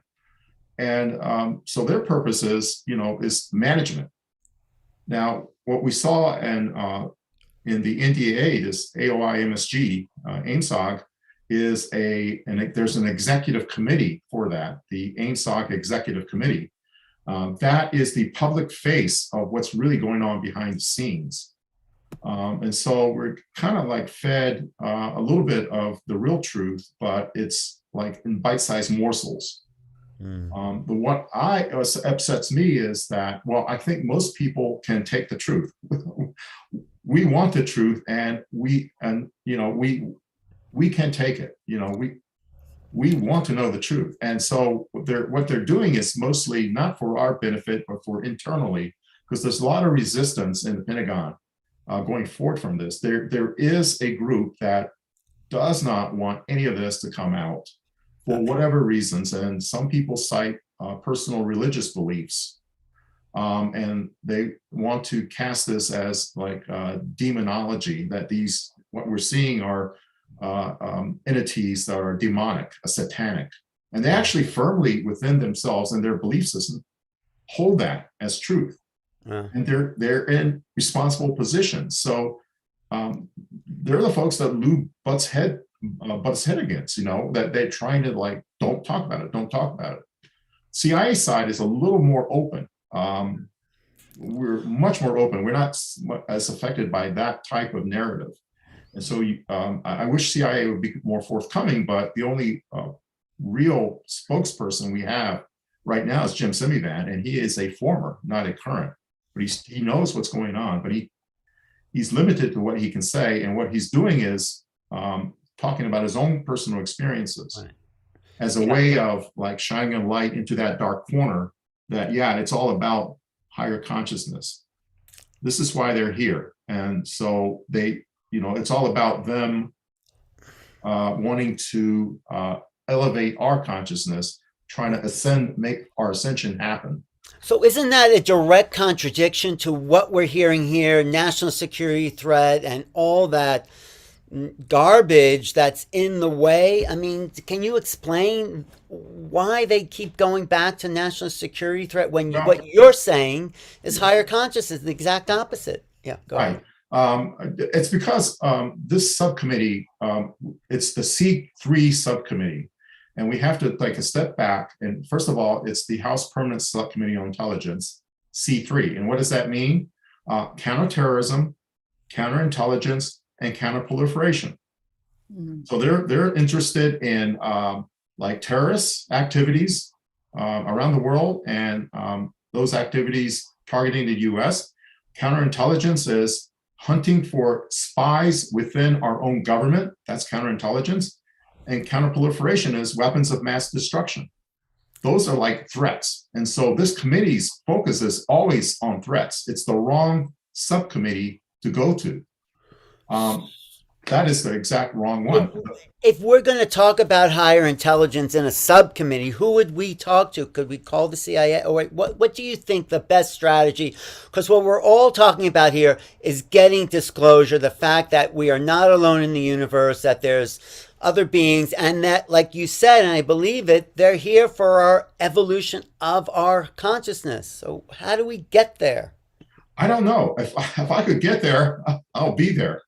But I just want to add on to what I said.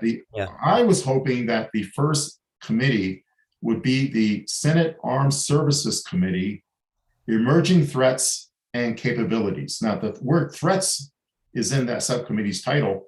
The soul is capabilities. Now, who sits on that is Senator Mark Kelly of Arizona, who was a Navy fighter pilot who may have seen these objects himself. He also was a NASA astronaut who may have seen these objects out in space as a NASA astronaut, and who's also a member of that subcommittee. It's Senator Gillibrand, who was instrumental in at least getting that part of the legislation pushed through. So that I'm hoping that this isn't the only committee that's going to handle this for Congress. It should go into the Senate side, where it's chaired by Senator Mark Warner of Virginia, and the ranking member is Senator Marco Rubio from Florida. I was hoping that the intelligence, the Senate Select Committee on Intelligence, will also hold hearings. They don't have a subcommittee structure. It's the whole committee. And we've heard from Marco Rubio before. He's keenly interested in this. And also, we heard from Senator Gillibrand. She's keenly interested in this, and she is like questioning people who are being appointed positions. What do you think about UAPs? And she questioned an NSA appointee. I don't know anything. Well, she said, well, you better find out. You better know about UAPs. So these are baby steps, Alan, and I don't know how do you get from where we're at in these baby steps to higher consciousness. I'm hoping that the James Webb Space Telescope will see something out there that the government may already know that's out there. It could be a portal, some opening up in the sky that the sensors can see. And then it say, oh my gosh, look at what's coming through then. These portals, we need to study that and let government science kind of cue government intelligence saying we need to look there. Carolyn Corey's movie A Tear in the Sky actually shows a portal. Have you seen that in film? I've seen the trailer for it, but I haven't actually seen the entire movie. But interesting enough, Avril Haines, who did say the word extraterrestrially, they may be coming to us extraterrestrially, also said something very, very interesting. She said, when asked about, what's out there, she said, well, we'll have to wait for Bill Nelson's people to let us know. And Bill Nelson being the NASA administrator. What she was actually saying is, let NASA science find what's out there, which we already know what's out there, but let them be the ones to discover what's out there. And then that, because it's science, becomes more palatable. Now, having said that, I think civilian science has really taken a big leap forward. We kind of like left government science behind because we're willing to go there. And the government scientists are not still kind of hesitant to go there. So I applaud what Deborah has done with that movie, of the sensors that they use. You can imagine what the actual classified sensors can do. It's so much more, and they have the data. And that's what frustrated me about this hearing, is that they kind of pretended like, oh, I don't know, we still need to look at data. We're still collecting data. We didn't look at data from before, but they have it all. Right. And you're right. When you say pretending, these guys we heard today do know. They do know what we're trying to get to, what Zenka's working so hard at bringing to the people with, her light net and her organ. They don't you think they know, and they're just like stepping around the issue because they can't say the A word, the alien or ETs? I think on the Department of Defense side, that's happening. Yeah.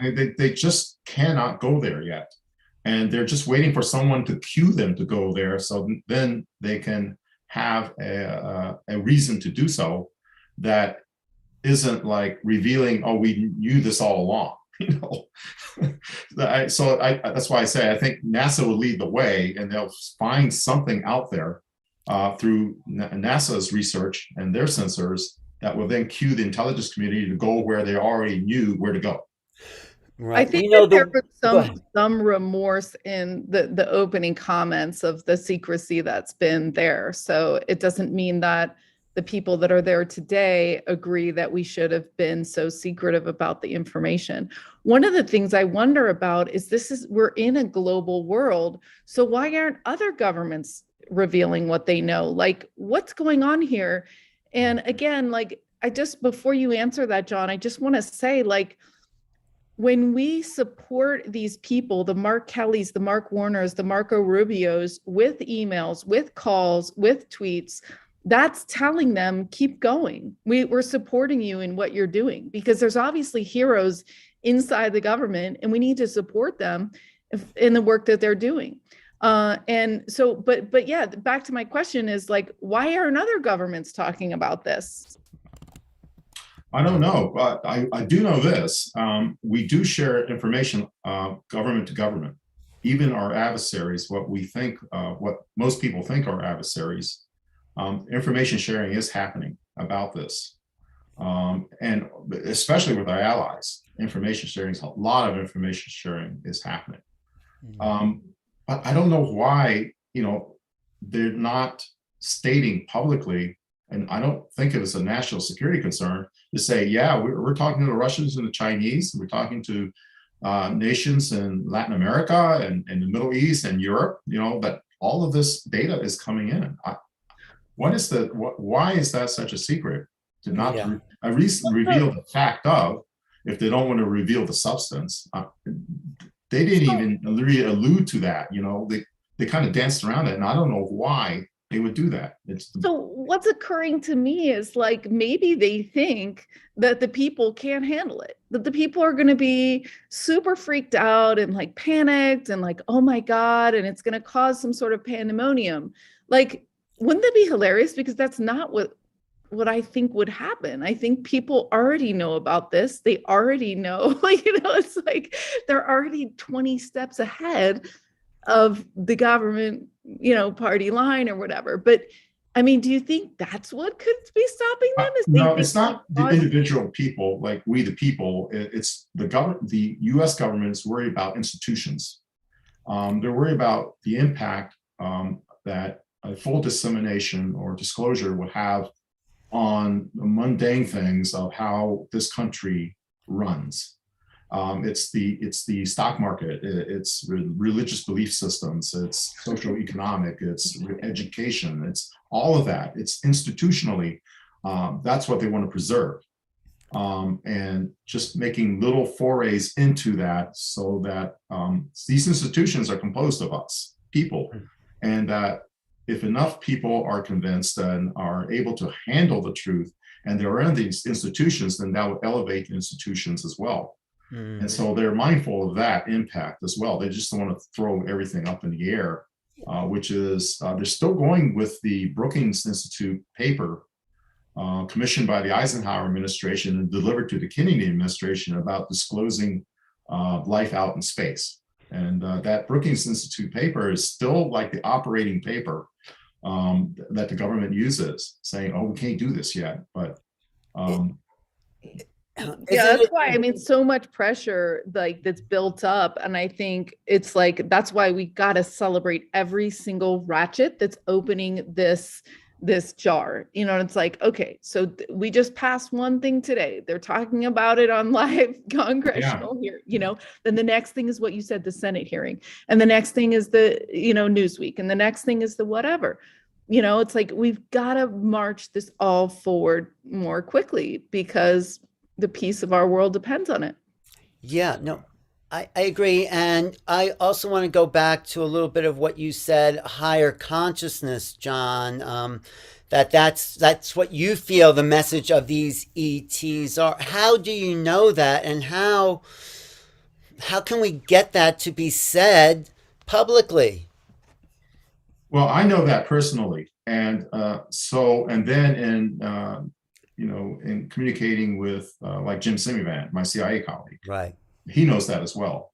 And then, communicating with my colleagues that I worked with when I was employed by CIA, they know that as well. And like I've said before, there are a lot of people who are experiencers within government, and they need a place to share those experiences. Now, one thing I was happy about is some of the congressmen did talk about the ability to share within government. And there is within government, and Chris Mellon stated it, so I'll follow on. The ODNI has set up a chat room and that's still top secret SCI, but it allows these people in the intelligence community, especially civilian side intelligence community, to share their experiences, to share their beliefs of what happened or what is happening, and maybe share information that might be classified. So the ODNI does have this chat room database. However, the Air Force has been calling through this database and finding Air Force people, civilians, or even military, and intimidating them. And that's completely wrong. Well, it's against the law, even according to the what Congress put out about stigma and right. How does the Air Force get away with doing that when they're breaking the law that's one of the questions Chris Mellon queued up in a piece that he wrote. Here's what I would ask if I was a congressman. He queued up a lot of questions that he wants answers to, because he knows the answers, but he wanted the questions to be spoken out loud. Right. And so they touched on some of it, but not all of it, and probably not in this very first hearing. But yeah, what they're doing within the Air Force, they're protecting programs. So why is the Navy more forthcoming than the Air Force? And I've always said the Navy has the data, but if you go back to Roswell, what was retrieved went to the Army Air Force before it became the Air Force. And they've had this material since then and may have exploited it to the point where they now incorporated some of that technology into craft that they have built, and they want to protect that program.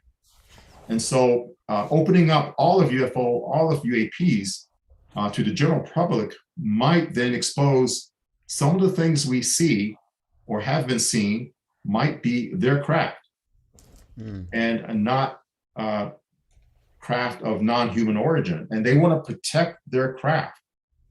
And I happen to know that there is such craft, and see people call it TR-3B, manta, black manta. But I tell people, step away from all of these labels that you hear in social media, you hear on UFO Twitter, step away from the label and ask, does the Air Force have an advanced aerospace vehicle based on advanced technology that may have been recovered?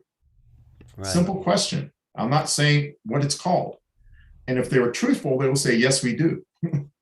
You know, but if you ask the Air Force, do you have a TR-3B Black Manta? They'll say, no, we don't have that, because that's not what it's called. You ask the government, is there a Majestic 12? They'll say, no, we don't have that, because that's not what it's called. The government literally will answer your question and give you a literal answer based on your question. And if there's something that they can't talk about, they just say, I can't talk about it, which is like a yes. You know, when they go to closed session, which means classified session, and they say, I can't talk about it, we have to go to closed session. It's basically just say yes. That's basically a yes from them, that they can't disclose it publicly, but yes, but we can talk about it, you know, offline, you know, in that closed session. So. Right. Well, Zenka, I have a lot more questions for John. How much time do you have, John? Because whenever you shut down, I'll shut down. I could talk to you all day, because what you're saying is so valuable for what people really want to hear. So, I mean, my question is, it seems if you're saying there's higher intelligence that is wanting us to wake up, and there's forces inside the government that doesn't want that to happen, it seems like we are in a battle of sorts between, I don't want to say light and dark, but whatever, there's some kind of internal, even intellectual battle going on within the public that is keeping us dumb and stupid and ignorant. And what do we need to do to gain the force and the energy to come forward with this? Well, I'll just show you what we're doing. Me and Deborah Giusti, we're putting on this 5-part series here that's coming up. You can go to Making Contact series. We're going to be talking to Nick Pope and JJ and Desiree Hertog this Thursday. So, and then I'm talking to Danny Sheehan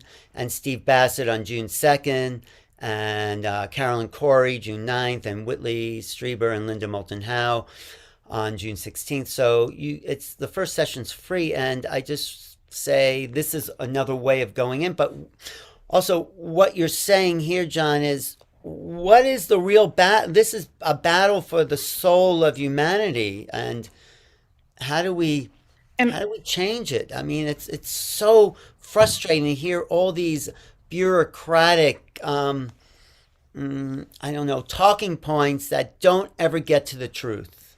Right. And so that's the value of having legislation, both in the NDAA and the IAA. Because there are these two pieces of signed legislation, now we, the voters, when there is a candidate for office, let's say a congressperson wants to be reelected, or a new candidate wants to run for office, then the press and we, the people, can ask them, oh, by the way, there's this NDAA and there's a UAP section in that. What do you feel about that? That's no longer considered crazy. Mm-hmm. You can legitimately ask that. The press, the media can ask that question of these candidates, of these incumbents. What do you feel about this? And at least start that discussion. That's the very first step of trying to get people of that mind into office, so we can have that greater discussion coming forward. That's one way of doing it.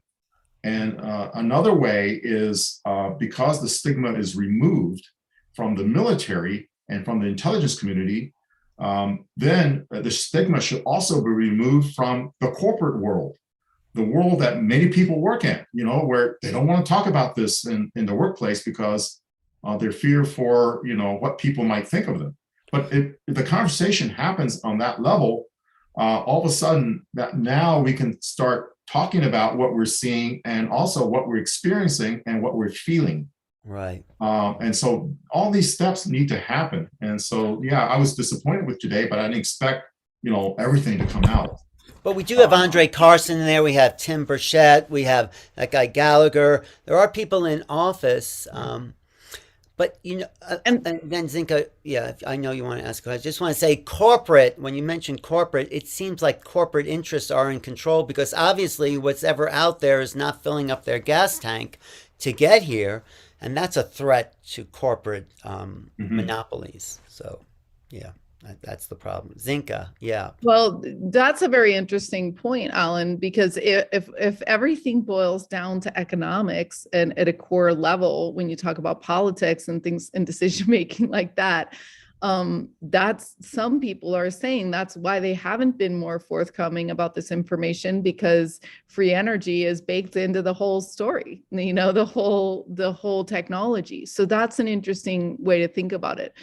Wow. I would also encourage us to realize that the government is a microcosm of our society, okay, at a global level and a country level. So if there's people in the government that, as you say, don't want to talk about enlightenment and channeling because they think it's negative entities, that's a part of us that's not ready to get curious. And that's the thing. It's all of these thoughts and beliefs and systems take time to die and rebirth. And I think one of the flags that we can carry as a movement is this idea that, hey, let's get curious about this. We don't have all the answers. But if you're saying, no, I can't listen to that because it's evil or this or that, then you're not being curious. And I would also encourage, you know, the mission of LightNet is to really get people to have these first experiences, because when you see that UFO, you cannot deny that you saw that UFO, and it suddenly becomes a totally different discussion for you. So if you, and we know that people who've seen UFOs or done channeling or done meditations or remembered their dreams are good at helping other people do it. So that's what we're doing at lightnet.org is on Thursday, we're launching these small groups of 8 to lovingly bring. So if you know, it doesn't even have to be through our platform. You know, if you know how to see a UFO, show someone else how to do it. You know, if you know how to remember your dreams, encourage someone to do it. We dream a third of the time, and scientists are saying that a lot of these answers to our questions are coming through dreams, right? So if this is interdimensional, if this is consciousness, then when your waking mind, the one that's behind is asleep, you're a little bit freer to start to understand these things in a different way.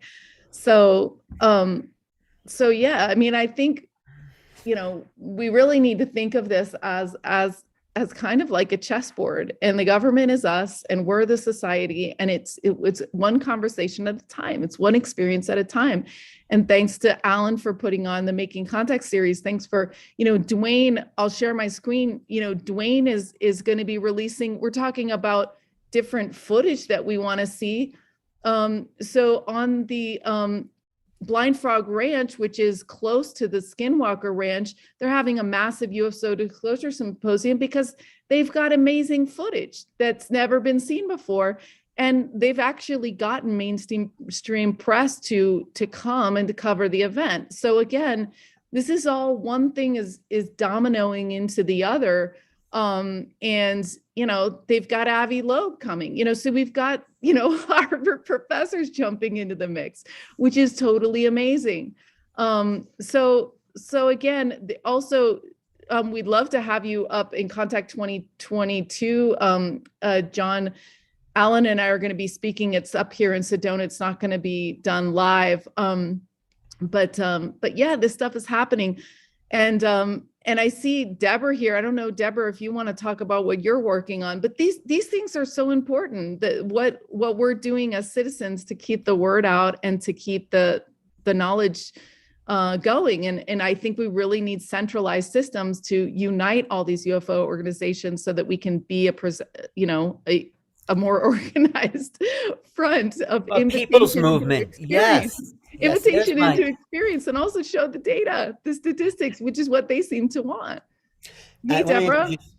People to Deborah Giusti, who is co-producing the Making Contact series and has been a driving force in getting this public. Deborah, you want to just jump in about And wait, unmute. We don't want to miss anything. I think this is amazing. And John, that was incredible, explanation of all that's going on and way beyond and all what we need to know right now.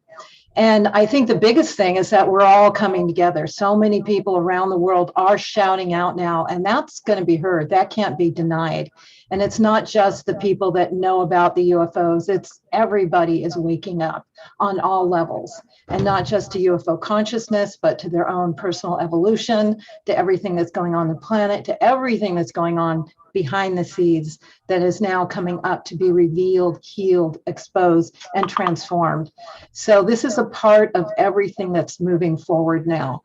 And I'm so happy to be working with Alan. I've known him for many, many years. I mean, we've all been connected, but now we're in deeper and deeper collaboration, directed by Spirit, to come out and do what we came here to do. And this time right now it's getting all the information out, like all of us are compelled to do these online programs and get the information out. So I think it's really beautiful. And even though it wasn't the big wow, there was a lot of good questions that were asked. And there's people there, you could tell they knew what was going on. The other people knew it was going on. You could see all that behind the scenes, So even though it's not on the surface right now, it's percolating up and it can't be denied on all levels. So it's all part of the transformation, the shift that's happening now that we all came from at this point. Well, thank you, Deborah. It's great working with you because you're so enthusiastic, and we are on a threshold of something. This at least was an opening of a door. And John, thank you for coming forward, with your background and your awareness. We need to hear from more people like you and brave enough to just say the truth. And one thing I was interested in what you did say is that there's a private chat inside government for experiences that come forward. Are you a part of that? And can you share? You're not. Okay. No, I can't share. It was set up by Avril Haines. Right. So the DNI set it up, and it is classified top secret SCI. I no longer hold clearances. And so you have to access it through a government computer in a Schiff. So obviously I won't be able to access it, but the fact of that such a thing exists, I've known about. And I'm happy for Chris Mellon to actually reveal the fact that there is this chat room. It's basically you classified national classified database for intelligence officers. It's a classified UFO Twitter. Basically, it's what it is. But people are able to then have a venue to share their experiences within the government. So there is not stigma. So within the government, that's very helpful. And maybe then, and I'm encouraging people that I know who have retired and who are experiences to come forward as well. There's a way to do it. And there's a way, that you can put things in a slideshow presentation or give a talk. Just run it through CIA has never, ever redacted anything. And I've had like 3 versions of what I've been saying that CIA has approved. Wow. And so it's not like they're trying to suppress me from saying anything. Jim Semivan can talk about what he talks about because he went through the same process. James Lukatsky, who wrote the Skinwalkers of the Pentagon book, went through that process. And I'm sure Lou Elizondo, who is writing a book as we speak, is going to go through that process. And I think there are elements within the intelligence community that want this to happen in a way that that protects sources and methods. That's a legitimate concern. What can you explain what that actually means? That people use that, but I don't know what that means. Sources and methods. Sure. A source is where and what we get information from. It could be a person or a technical device. That's a source. And we say the source is highly perishable, especially if it is a human source, a person. Because if a country briefs like a handful of people on a secret program that country is doing, and that information is released, then that country's counterintelligence can go down the list and say, okay, who do we brief? And they can go right down this list and interrogate them in a not very nice way, and it could result in their death. So we need to protect sources of information. We need to protect the fact that we may have a device, technical device that's collecting information behind the scenes in a foreign government. Because if that's discovered, then we lose that source of information. So that's protecting source. The method is the technical means how we extract that information from a very remote site. So if it's a gadget and country X, and the country X is very authoritarian, and it's what we call a hard target, hard to get into, hard to penetrate. We may have an agent who, for whatever motivation, will agree to place that device in that sensitive area. Right. So that's a source who we work with, and that device is a source from which we gather information. And how that source talks back to us, how do we retrieve that information that's being collected by that gadget? That's the method. Once that method is exposed, we can never use it again. Right. So that's sources and methods. So it's not just UAP related. It's I think one of the witnesses said truthfully that, you know, we use these sources and methods to collect just intelligence data worldwide. And so we can't reveal how, you know, what sensors may have picked up more than the disappointing handheld videos that we saw out of a cockpit. There's instrumented data that we have that they can't reveal, because that same instrumented data that might be flying on a satellite or flying on an airplane, looking into a country, that's the same way that we collect information.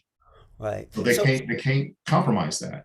So how much do you think Avril Haines knows, head of the intelligence, DNI, you know, government agency, I guess, and how much, and what do you, and it's a two-part question, is like, are there people behind the scenes, whatever, you know, subcommittee saying, should we tell them? No, we shouldn't. I mean, I know there's the religious, you know, kind of impingement, but is that conversation happening? You think, let's tell them, let's not tell them.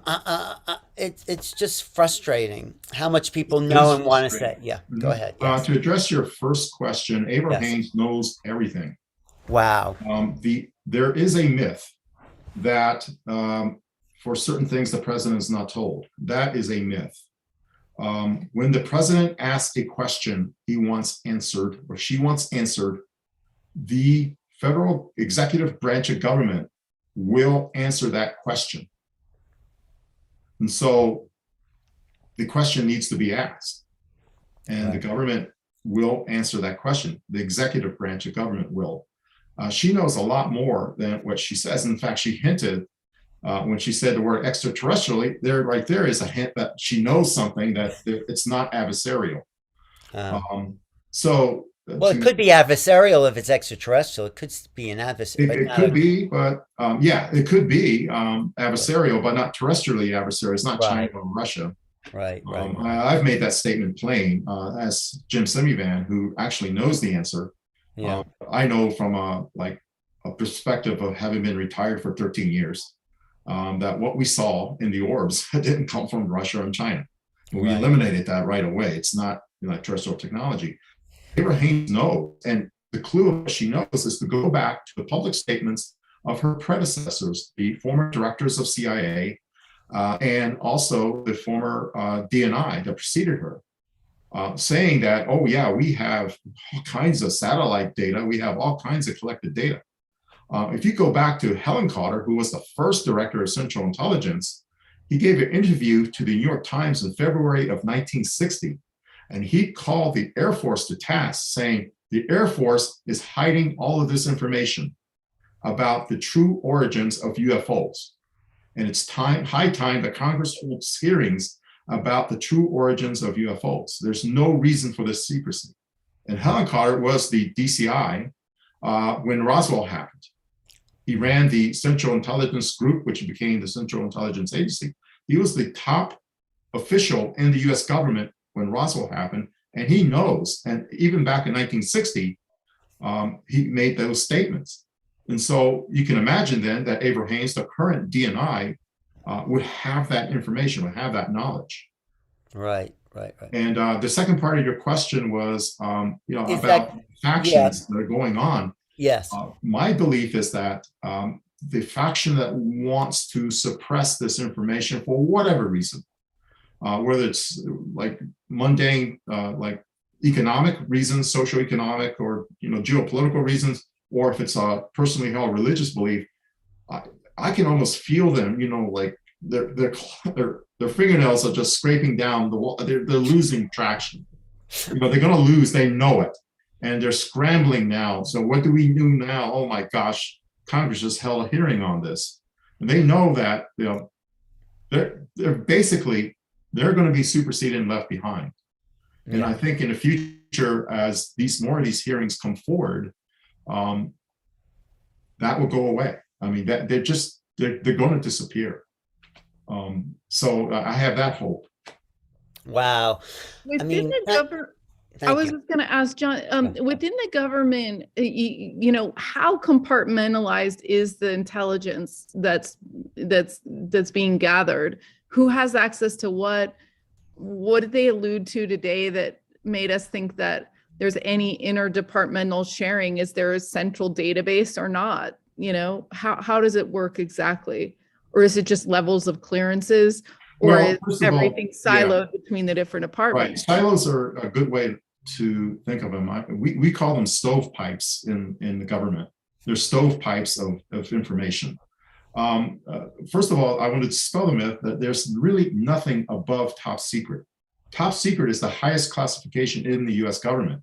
But having said that, to your point, Zenka, there are stovepipes, and some of these pipes are really, really big. And so a lot of people are briefed into that type of information under that compartment. But something like UFOs and UAPs might be like a soda straw compared to a giant chimney.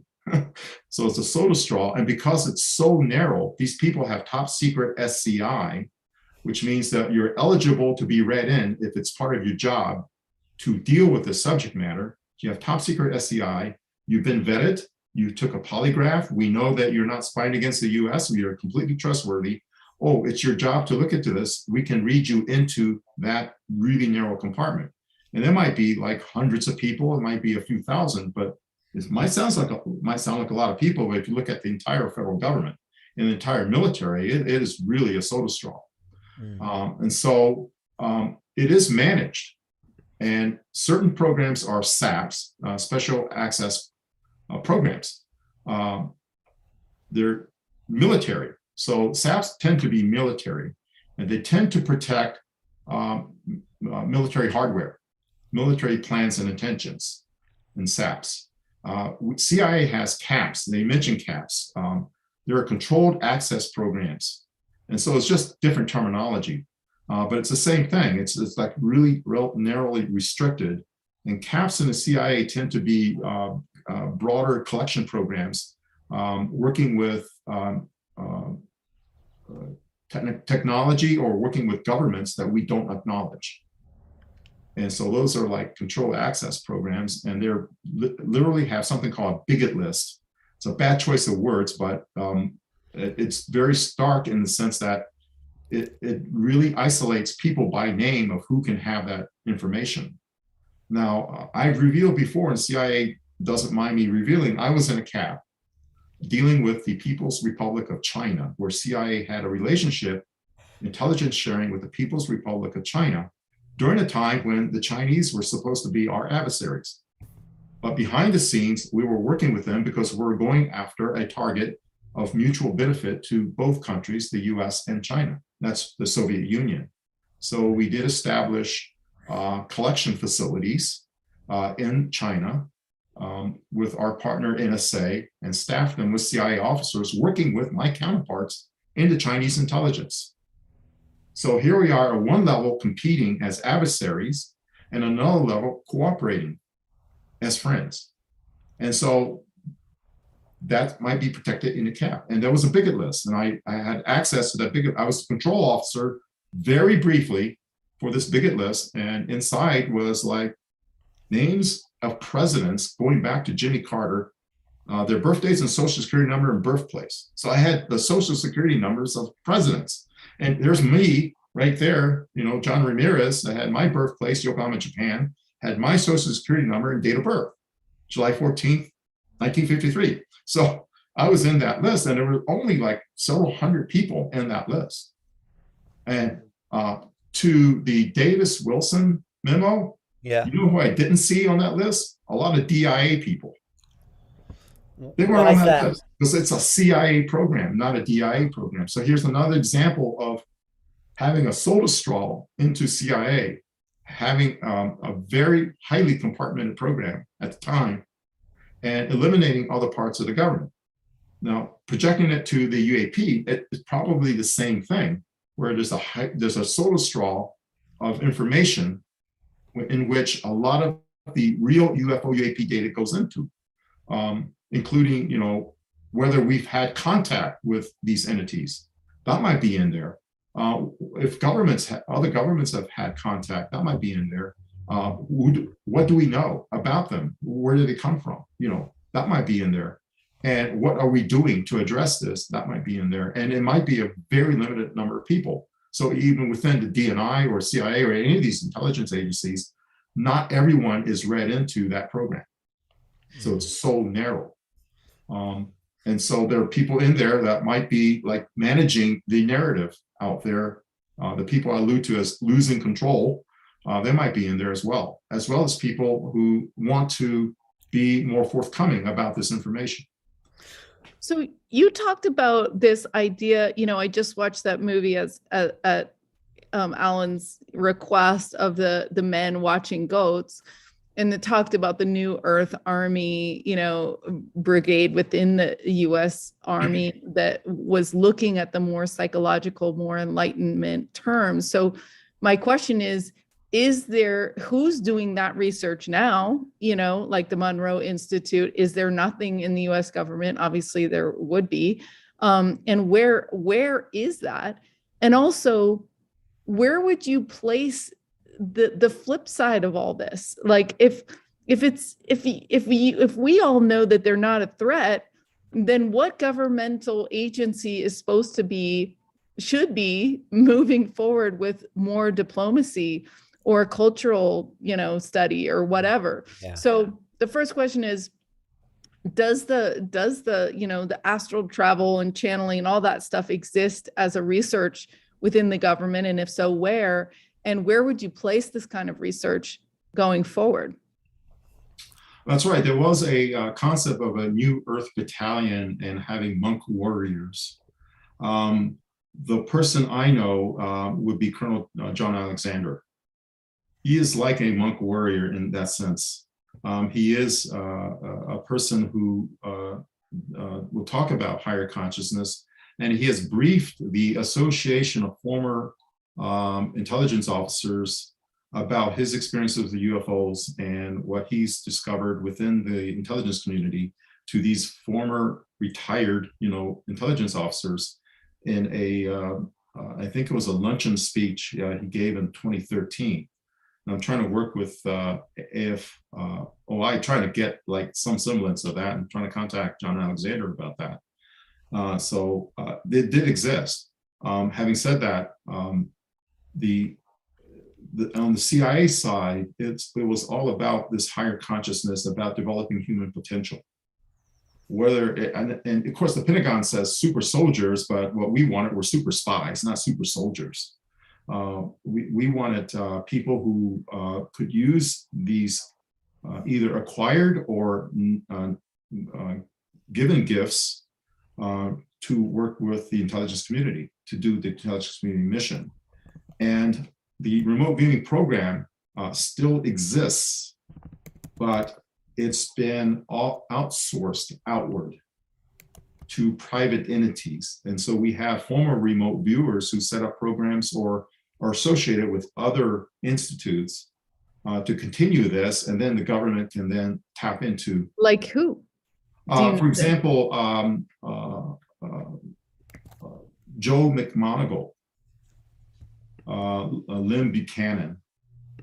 I think there's and I met him at Laughlin, Nevada. Unfortunately, I can't think of his name right now. His first name is Paul Smith. Paul Smith, he's up in Utah. These were military remote viewers who are working this issue, and it might be others I don't know. But they're out there working for Moreau Institute, the Farsight Institute. There's the Universal Light Center in Black Mountain, North Carolina. Paul Smith's organization as well. They're doing this on behalf of the government. And I don't know if the government still has a remote viewing program within government that's funded by taxpayer dollars. But I do know the remote viewing activity is still ongoing. And that was your first question. You asked several more. And the second one is so if I mean, I was sort of flabbergasted by how military sounding this is. Like, if, you know, it's like, well, we all know that aliens are among us, and this is much more dimensional and complex than we ever realized. But if, you know, our instinct, you know, is like, oh, let's figure out if they're a threat. It's like, well, let's figure out if we should, let's welcome them. Right. You know what I mean? So who would be on that committee? What departmental, what departmental group would be on that? Well, that's an easy answer, because diplomacy in the United States government happens within the Department of State. They're responsible for that. Also, I would say United Nations, the Outer Space Office in the United Nations are responsible for that. So it would be State Department and the UN. Diplomacy is done in these organizations. But is that happening? Is anyone read into, like, hey, there might be this State Department or diplomacy act with these beings? Has that happened at all? I'm not sure about State Department, but it would be in the Intelligence and Research Bureau of the State Department. It still have, we call it IN for intelligence, R for research. There was a bureau like that, and I haven't seen a State Department organization chart that would still have that in there. I don't know. But I'll also say that going towards citizen science, there's also citizen diplomacy.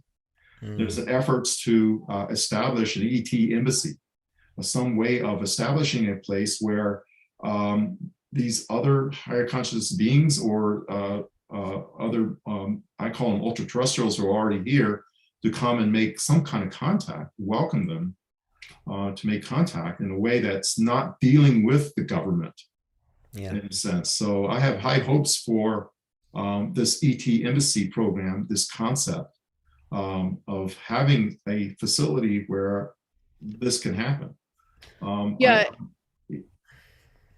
Yeah, by the way, for those watching, it's the Alliance for the number 4 ET.org. And they're going to be doing a conference this year to talk about their efforts. You know, they've raised multi-millions of dollars to build an embassy, and they've gotten a lot of traction within the UN and within countries who want to host the embassy. So it's Alliance for ET.org. And they're very, you know, they're decades into this and very close to getting the Vienna Convention, you know, discussed and ratified. So that's, you know, we talk about, you know, I used to study influencers, and I used to track their Facebooks and their YouTubes and to see what was happening.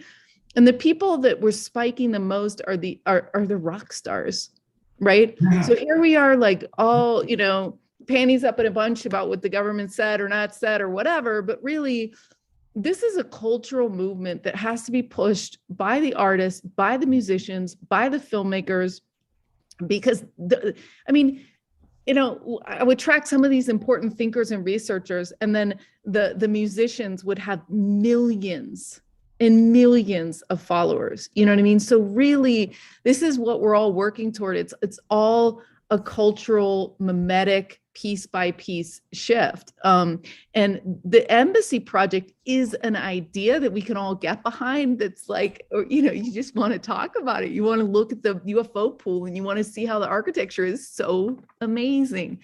So the more we can do to rally behind their conference and their work and this idea, and just literally writing to the United Nations, writing to your local government saying, I want the embassy to be here. This is what it takes. It takes us not just watching, it takes us doing. And it's in conversations, it's in songs, it's in writing. It's like I said, I would encourage everyone to tweet to these congressmen who showed up, got there, asked questions, Mr. LaHood, Mr. Welch, Mr. Himes, Mr. Gallagher, and tell them, thanks for showing up. Thanks for pushing this forward. Right. Hey, yeah, no, that's great. You're absolutely right. This is a cultural phenomenon, and that's why it's up to us to really present to the public what we feel the inside information is, what our experiences are. And that's why I'll be interviewing Danny Sheehan and Steve Bassett and Nick Pope. Maybe we can have you come on, John, or maybe I could do a separate show with you and Jim Semivan, who I had about an hour and a half conversation with. He was very open, very forthcoming, and be good to go into the CIA and bring out this is knowledge for the earth, for our evolution. So this is my upcoming conference. Thanks, Zenka. This is making contact. It's starting this Thursday with Nick Pope and JJ Hertog and Desiree Hertog, and then we go to Danny Sheehan. I don't want to just make this a commercial, because what I think is we need to keep these discussions going on many, many levels. So yeah, this is the embassy, by the way. They're doing a conference in 142 days. Yes, I'll be. And yes, it's amazing what they're doing. It's totally great. No, it's there. I'm speaking there. Are you speaking there, Zenka? Preston Dennett. These are some of the. It's going to be a one-day conference, so they're going to have, they're not going to have, too many speakers, but they're going to reveal, they're doing like virtual reality of how the embassy is going to look and things like that, so it's okay.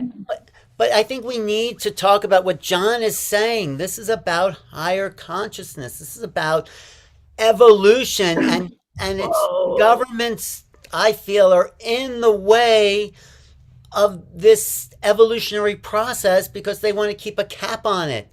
It's like the church saying, no, the earth is the center of the universe and that's all there is to it.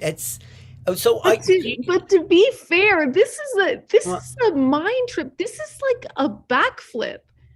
What is a backflip? To realize that we're living in a multi-dimensional reality gated by frequencies that our third eye and telepathy can say. I mean, it's like, this is a lot. This is huge. Wow. Actually, I'm going to send you a copy of my book or a PDF, John, okay? Because my Making Contact book goes into ultra-terrestrials, these higher dimensional presences that are trying to lift us up out of our ignorance, and we are being kept ignorant.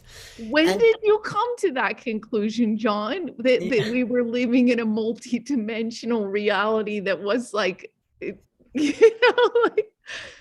let me put in a plug, Zenka, I'll put in a plug for Exo Metaverse. As you know, I was a guest on Exo Metaverse with Nadi Hana, and I related a lot of my experiences, and I've talked about experiences, but I'm a lifelong experiencer. And so, it came to me naturally, starting at age 4 and going forward. People who see my interviews, particularly more of the higher consciousness interviews and not the nuts and bolts UFO, UAP craft interviews that most of the interviewers want. But I did a few for Quantum Witch Cafe, witch spelled with a Y instead of an I, and Savita Starseed. And they're on YouTube, where I talked about the higher consciousness aspect and more of my experiences. Alan, I was in, this was before anyone knew who I was in the Making Contact Convergence last year, and I got your book. I thank you very much. I did get it as a VIP participant. Did you read it? Did you have a chance to read some of it? I've got so many books to read right now. I'm working on, I'm a very slow reader, so I am working on it. Well, when you get a chance, it's chapters by different experts in the field. So chapter 3 is by J.J. Hurtak and Desiree Hurtak, who talk about the ultra-terrestrials. Mhm. And maybe we should do a program with you and Jim Semivan about the CIA and experiencers within the CIA. Would that be something you'd be wanting to participate in? Sure, if Jim is willing to go on, and in fact, as you know, George Knapp had Jim and I on to host, but George had us separate, and Jim and I wanted George to have us together. Yeah, I will put you together. Yeah, Because, yeah, because Jim, I couldn't believe what a great guy Jim was. How open and curious, and you know, both of you guys are seeing the bigger picture here that the government somehow is not seeing. Do you feel like this is the end of this disconnected rulership that's in place, because it's not letting us?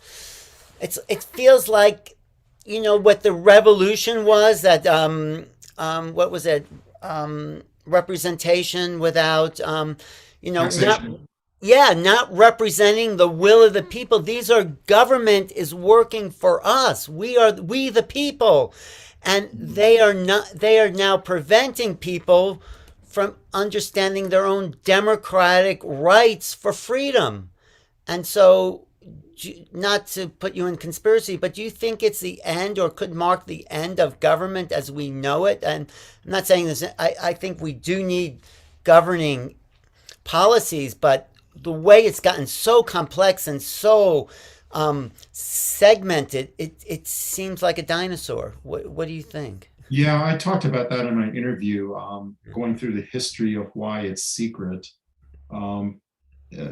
In 1947, in January 1946, Truman, after he was briefed on a lot of the technology that the Germans held, decided to create the Central Intelligence Group and the National Intelligence Authority, and that was in operation at the time of Roswell. And when Roswell happened, before Roswell happened, it was already thought that they would make the CIG into a CIA and create the what became the Department of Defense. In 1948, roughly a year after Roswell, there was a bill passed through Congress that allowed corporate world, the defense contractors, to become defense contractors. It enabled black project programs. It enabled sole source contracting, non-competitive practices amongst these contractors, and enabled black projects and budgets. And that started the national security military-industrial complex. So previously, when Truman created the Central Intelligence Group under the National Intelligence Authority, that was the first time we had a true national security state. And then the military-industrial complex occurred in 1948 when this law was passed that allowed these carve-outs. The law is very interesting. It says, you know, that competition between among contractors the government will do business with should be open, except for, and the except for is where the everything in the UFO UAP is happening, where all the exploitation of technology and so forth. It allows these black budgets to occur legally, and there have been other laws since then. Most notably,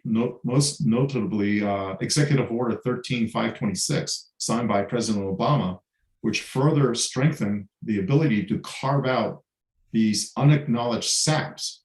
So Obama allowed unacknowledged SAPs to occur. Why would he do that? I don't know. I do not know. So, you know, executive order, that's not law. That's not US law, but it's based on US law. So people say, well, these things are unconstitutional, illegal. I counter with, no, they're not illegal because Congress passed laws. Our representative passed these laws signed by the president. And so in that sense, it's legal. The question to ask is it constitutional? And no one's ever challenged the constitutionality of some of these more draconian legislation that occurred that enables that faction to keep control. no one's gone before and said, I'm going to go through the federal courts and end up at the Supreme Court because I think this is unconstitutional. That hasn't happened yet. And Danny Sheehan, being a lawyer, he would probably be a better person to answer why that hasn't occurred, or why hasn't anyone challenged these carve-outs, these unacknowledged SAPs from being. I'm going to ask Danny that question, and maybe you could join. Yeah, if you reference Executive Order 13-526 and the carve-outs allowed in that executive order, that might be an interesting answer. Well, maybe you could join us for part of that program. That's the June 2nd program on the Making Contact series. But I will reach out. Zenka, do you have something else to say? Because No. I mean, I think the issue is, it's like, so we need to get the information first shared within government so that these lower, less, high security people are getting some of these crumbs, these breadcrumbs, right?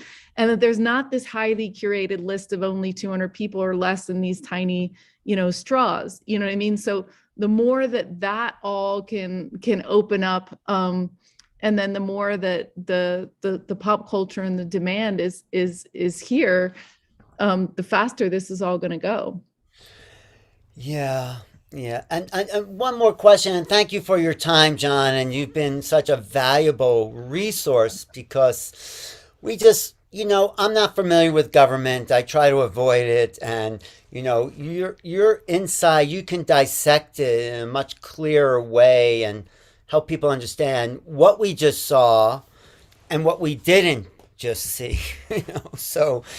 But how big is the experiencer community within government? I mean, of course, there's no way of knowing, but what's your guess? Like, how many people in Congress and government and military, percentage-wise, you think are directly connected to this phenomena? Honestly, I don't know the answer to that question. I just know that I've spoken personally with many colleagues in other agencies and within CIA. And when I get to know them, and we talk about our hobbies and whatnot, and I mention that, I go to UFO conferences, and then that opens up that avenue of discussion. And in fact, I think it was Mr. Moultrie who talked about, oh yeah, I went to these conferences. Sci-fi conferences. So, that's an indication that here was this gentleman. I know where he worked at CIA, and I know what his professional job was at CIA. Moultrie, you knew Moultrie at CIA? I don't know him personally, but I knew what he did. Oh, he was CIA Moultrie. He was originally, I think he was Naval Intelligence, then went into CIA in the information operations and information warfare areas of CIA. And I can reveal that it was something called the Clandestine Information Technology Office, and the Information Operations Center. And then from there, he went to NSA in the SIGINT Directorate, and then he ran the National Security Operations Center, the NSA Watch Office, if you will. That for 24/7, every second of every day, they're taking in all of this SIGINT data from all of these sensors that the U.S. government has, and then parsing it out. And that's his background before he was appointed to be the Undersecretary of Defense for Intelligence and Security. And so even at that level, he says, I've been to UFO